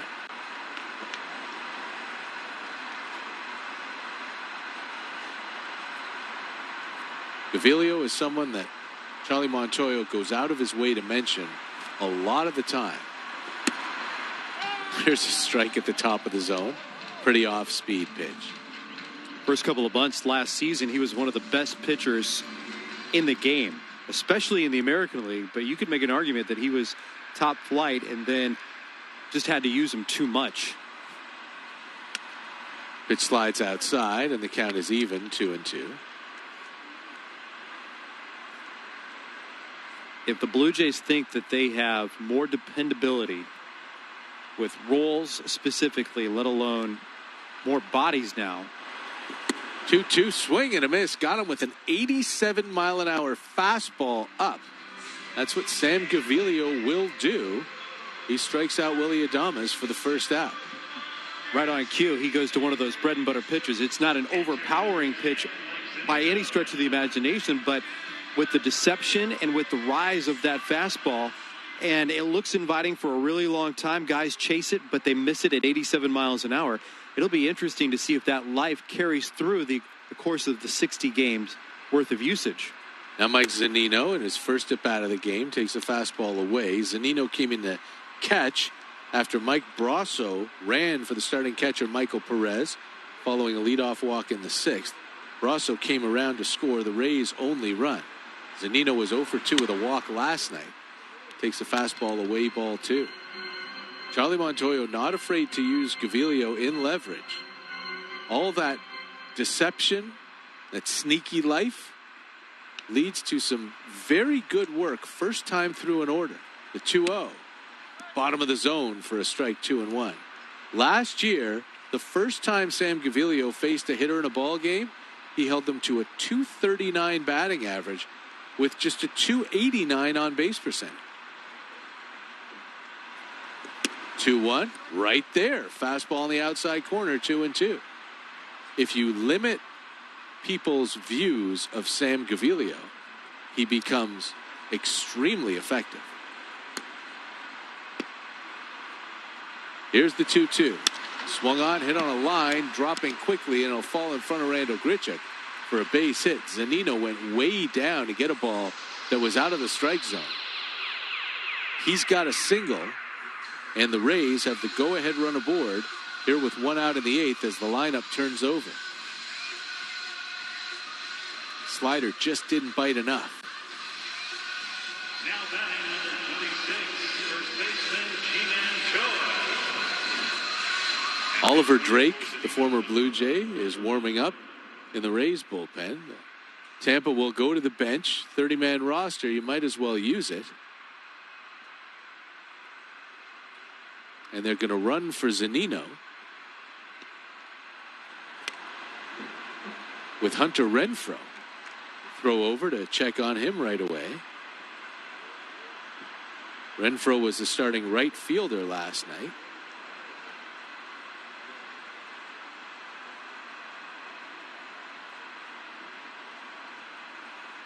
Choi, the big lefty, has doubled in Tampa's only run, and he takes a slider down for ball 1. The Blue Jays are only carrying 2 catchers on their active roster, Danny Jansen and Reese McGuire. Tampa Bay Rays are carrying 3, and we will see Kevin Smith come in and catch in the 9th. 1-0 pitch right there at the bottom of the zone, but called low by Hunter Wendelstedt. And Gaviglio's behind in the count to Choi, 2-0.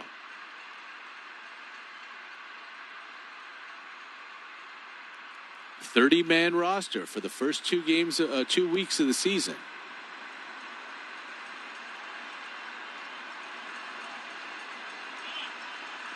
Now Choi asks for time and points out to center field. Not sure what he sees out there that's a problem. The Rays have covered over the Rays tank. There usually are 2 or 3 Rays swimming around in a tank in right center field. But that tank is empty now with no fans in the building. Brian Moran will start to throw in the Blue Jays bullpen. Gaviglio facing Choi here. It's his 3rd batter. Well, Moran might be getting ready for the lefty Brandon Lau, who's on deck, as Sam misses down and he's behind in the count to Choi, 3-0. But if Moran comes in and doesn't end the inning against Lau, he'll have to face Yandy Diaz with another lefty, another pair of lefties, Tsutsugo and Wendell behind him. See how Montoya wants to play this, but first what happens with Choi, who's taking all the way, and Gaviglio throws a fastball right down the middle. 3-1.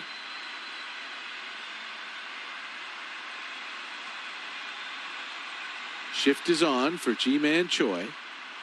3 Blue Jays on the right side of second base. Kevin Biggio, though, still on that infield dirt so that the Jays can turn 2 if he gets a ground ball.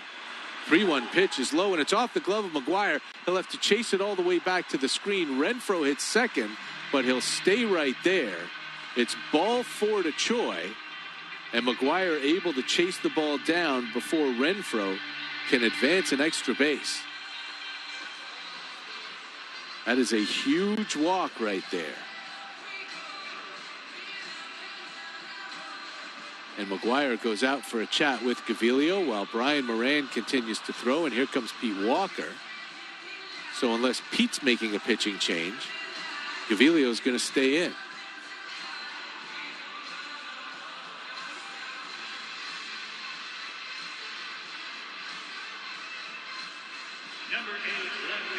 I wonder if Charlie Montoya would go to his lefty in this situation if there was 2 outs. But since there's only 1 out in the inning, this is where you roll the dice because you're not assured of getting a lefty-lefty matchup and something on the ground to get out of the inning. Yeah, there's that, and I wonder also if Charlie was thinking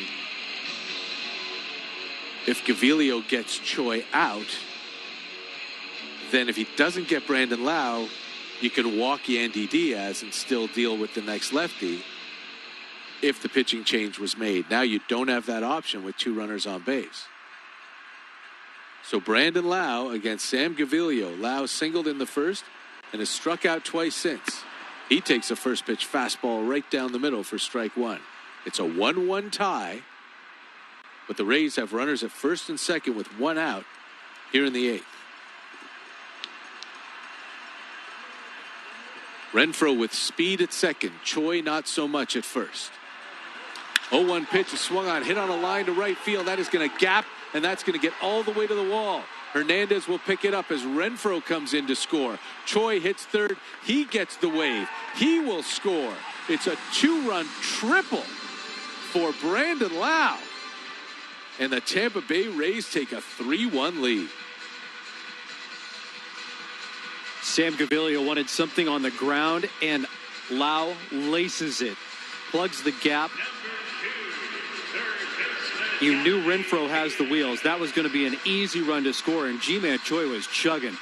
On a ball that had too much of home plate, Lau kept the hands inside, got the barrel to it, and just strokes it into the alley. Harder pressed to split the outfielders any better than Brandon Lau just did right there. He made it pretty easy for the Rays to grab a pair on that drive. Yep, absolutely. Couldn't have rolled it out there any better. Now Diaz with the infield in, and Gaviglio misses inside with the first pitch. So a rough 2020 debut for Sam Gaviglio. After he struck out Willy Adames, he gives up a single to Zunino, walks Choi, a 2-run triple to Brandon Lau. 3-1 Rays. 1-0 pitch off the plate outside. Ball 2-0.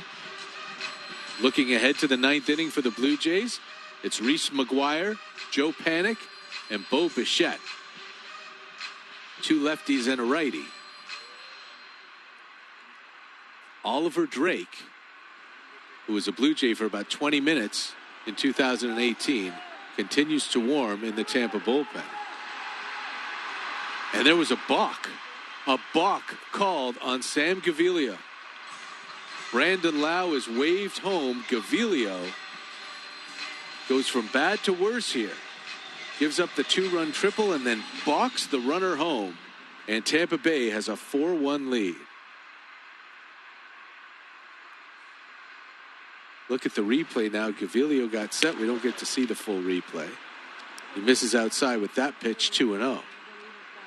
Now we'll see the replay. Sam takes the rubber, comes set, and just makes one little extra move with his right hand. Hunter Wendelstedt says, "Come on home, Brandon Lau." Diaz is taking all the way, and he takes inside. Ball 4. And this is not Sam Gaviglio's day down there in St. Petersburg. And his afternoon will come to an end. Gaviglio faces 5 hitters, retires only 1, gives up a single and a 2-run triple, along with 2 walks. And now with back-to-back lefties due up for Tampa Bay, Charlie Montoyo will go to his lefty, Brian Moran. And as he does, let's listen in on Blue Jays second baseman Cavan Biggio, who talked about the expanded playoffs and the opportunities that can present.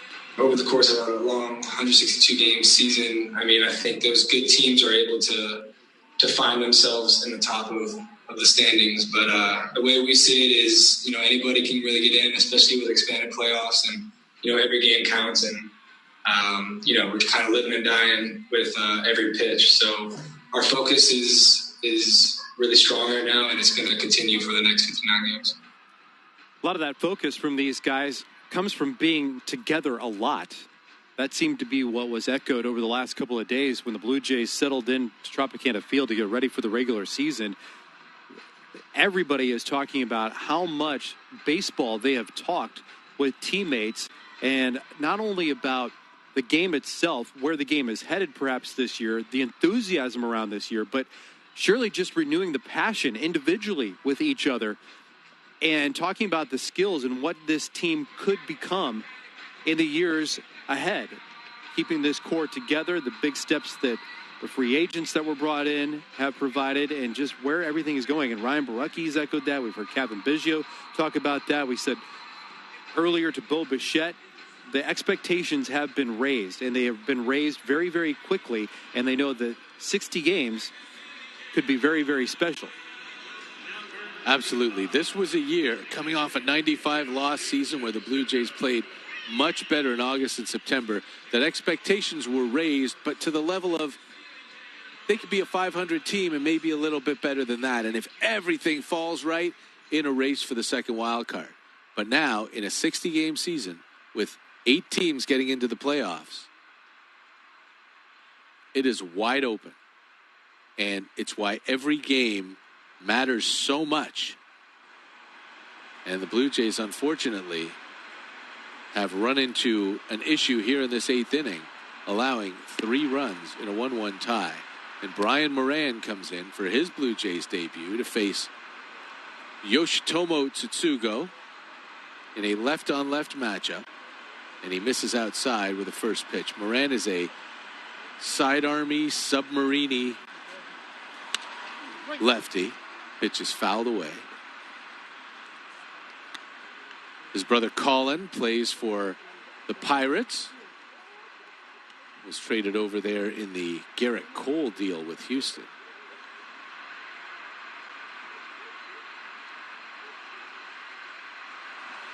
Brian's 31, and there's a 69-mile-an-hour frisbee that Tsutsugo swings through. It's 1-2. Made his major league debut last year. Pitched in 10 games for the Florida Marlins in 6 1/3 innings.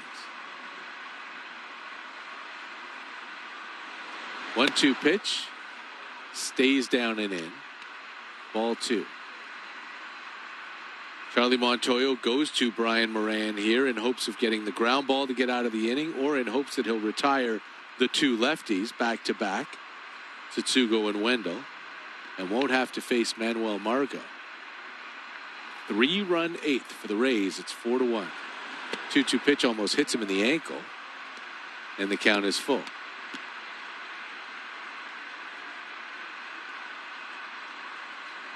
Last year for the Marlins, Moran gave up 3 runs on 6 hits with 2 walks and 10 strikeouts in his 6 1/3 innings of work. The pitch, swing and a miss. And he strikes out Tsutsugo. First batter he's faced as a Blue Jay. Number 18, second baseman, Joey Wendell. Gotta love these guys who just keep on plugging through the minor leagues. It was his 11th season in minor league baseball last year when he finally got a call to the big league. It was something that he was anticipating because of the season that he had, but he's also had good seasons with the same anticipation, and immediately was disappointed at the close of a minor league campaign where he didn't get called to the manager's office. His first pitch to Joey Wendell is behind the hitter with no intent. It was just a slider that didn't break from the side armor.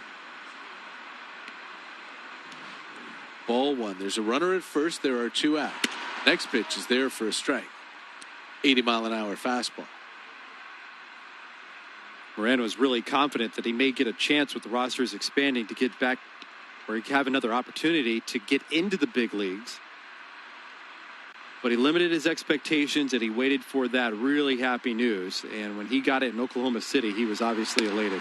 1-1. Nice pitch. Clips the outside corner, and it's 1-2.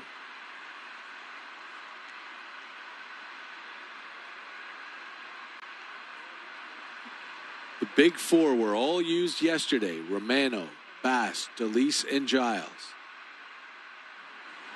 1-2 pitch, swung on, hit on the ground right side to second. Biggio charges, flip to first, and the inning is over. But what an inning for the Tampa Bay Rays. They get 3 runs on 2 hits.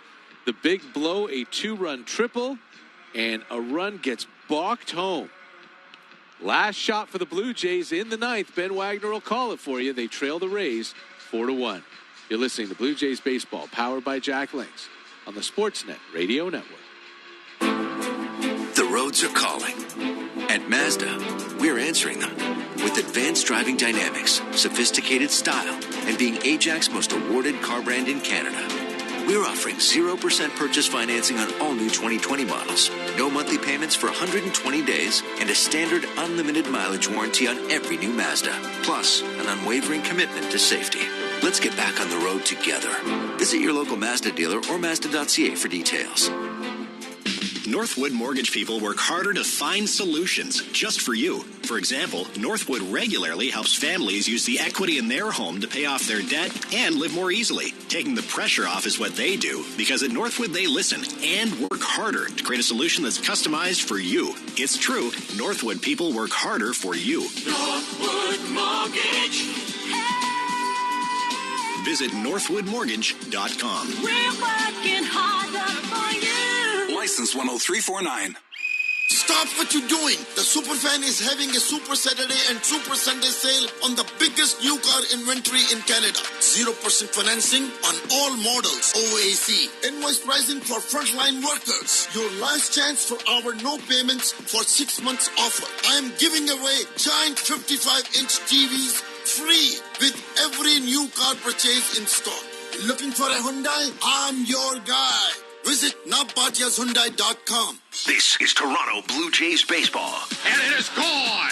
Teoscar Hernandez drills his second home run of the game. On Sportsnet 590 The Fan. Off to the ninth inning, being brought to you by your Ontario Honda dealers at Tropicana Field, where a pitcher's duel finally saw the first score in the bottom of the sixth inning. The Blue Jays tied it in the seventh on a Reese McGuire solo home run. And then Sam Gaviglio, who was so reliable at the start of last year, was a little shaky in his season debut. The Rays tacked on 3 and to carry a 4-1 lead against the Blue Jays to start this ninth inning. Oliver Drake comes aboard for Tampa Bay. He'll face the left-handed hitting Reese McGuire to start this ninth. And the first pitch to him is off speed on the outside corner for strike one. Mike, we were talking in the break that Oliver Drake is the move that Kevin Cash would want to make in this situation. You have the left-handed hitting Reese McGuire coming up, and Joe Panik, who's another left-handed hitter, standing out on deck. And even though Drake is right-handed, he destroyed left-handed batters last year that challenged him. Here's a weak ground ball, tapped to the first baseman. Choi next to the bag, handles the hop, kicks the cushion, and there's one down. You know, you wonder why Oliver Drake was on 6 different teams in 2019, including the Blue Jays. Everybody who waived him, or every time he was waived, he got picked up by somebody, because that's what they wanted to unlock. Last year, he held left-handed hitters to a 147 batting average and a 360 OPS, on base plus slugging. And here he's got 3 out of 4 lefties to face. Tampa Bay in front 4-1. Toronto batting in the ninth. Joe Panik looks outside for ball one. Panik came in to get his first at bat in the 7th inning and struck out as a pinch hitter for Santiago Espinal, who made his major league debut today and went 0 for 2 at the plate. The pitch by Drake sails high, and it's 2 balls and no strikes on the veteran infielder. The Rays, with the moves in the last inning, have switched things around. Kevin Smith is the new catcher. Brandon Lau has moved from left to second. Hunter Renfroe has come in to play left. Panik takes downstairs. And Manuel Margot has moved over to right. So Smith will bat in the Joey Wendell spot. 5th in the order, which happened to be the last out of the 8th. Panik with a slightly open stance. Bat resting on the back left shoulder. Looks at Drake's fastball that zips across. He was taking all the way on the 3-0. Now it's 3 balls and 1 strike.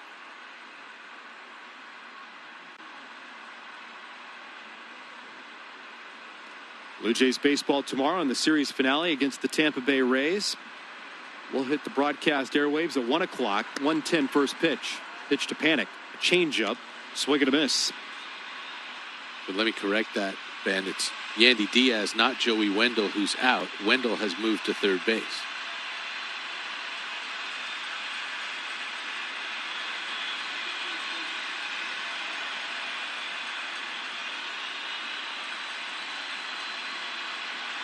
Right-hander wheels and deals. And a changeup bounced on 2 hops down to first base, curling around Choi, runs it over to first, and retires Panik. Back-to-back 3 unassisted to start this 9th inning, and the Blue Jays have nobody on, down 3 runs with 2 outs in the 9th. Well, Bichette is coming around after an 0-for-3 start on the ground today. Singled to right field in the 7th. The Blue Jays had chances in the 4th, the 6th, and had runners in scoring position in the only frame that they've scored today on the Reese McGuire solo shot. The left runners on at first and second base in that 7th inning. The pitch to Bo. Swings at a fastball and fouls it back for strike 1.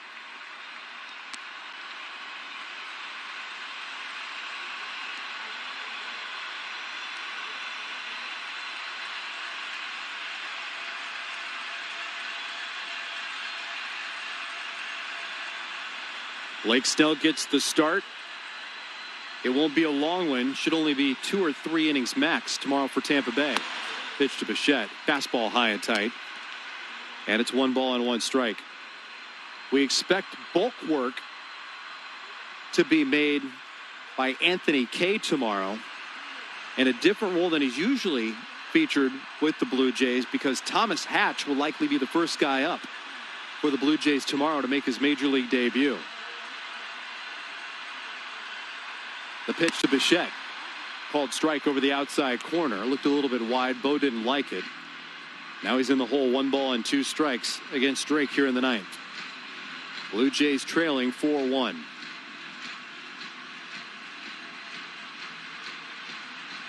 The Rays' victory today sets up a rubber match tomorrow afternoon. The pitch by Drake. Fastball's high. And it's 2-2. You hear a little "come on, Bo" from the Blue Jays dugout somewhere. Well, it's likely family. Dante Bichette was added to the Major League coaching staff, we found out, before the regular season, and that's why he's allowed to be in the dugout. When he was brought on as a consultant, we knew that he would have a significant role and presence around the Blue Jays this year, but he would have to leave the dugout in games. The 2-2 fastball drilled out a play off to the right. Count stays 2 balls and 2 strikes on Bichette. So many Blue Jays have loved what Dante has had to offer so much. Randall Grichuk has been one of the most vocal about it, that they've put him in the dugout. Not necessarily hitting coach attached to his title, just Major League coach is what we were told is the role. The Blue Jays have flexed their coaching roster a lot over the course of the last year. 2-2 to Bo. Swing and a miss. He's down on strikes. Couldn't connect with a fastball. It's a 1-2-3 inning of relief in the 9th inning for Oliver Drake. And the Tampa Bay Rays have evened up this series with a 4-1 win over the Blue Jays here today. It was a pitcher's duel and a lot to build on in terms of Matt Shoemaker. You like what you saw from the veteran right-hander. This ball game did not feature a lot of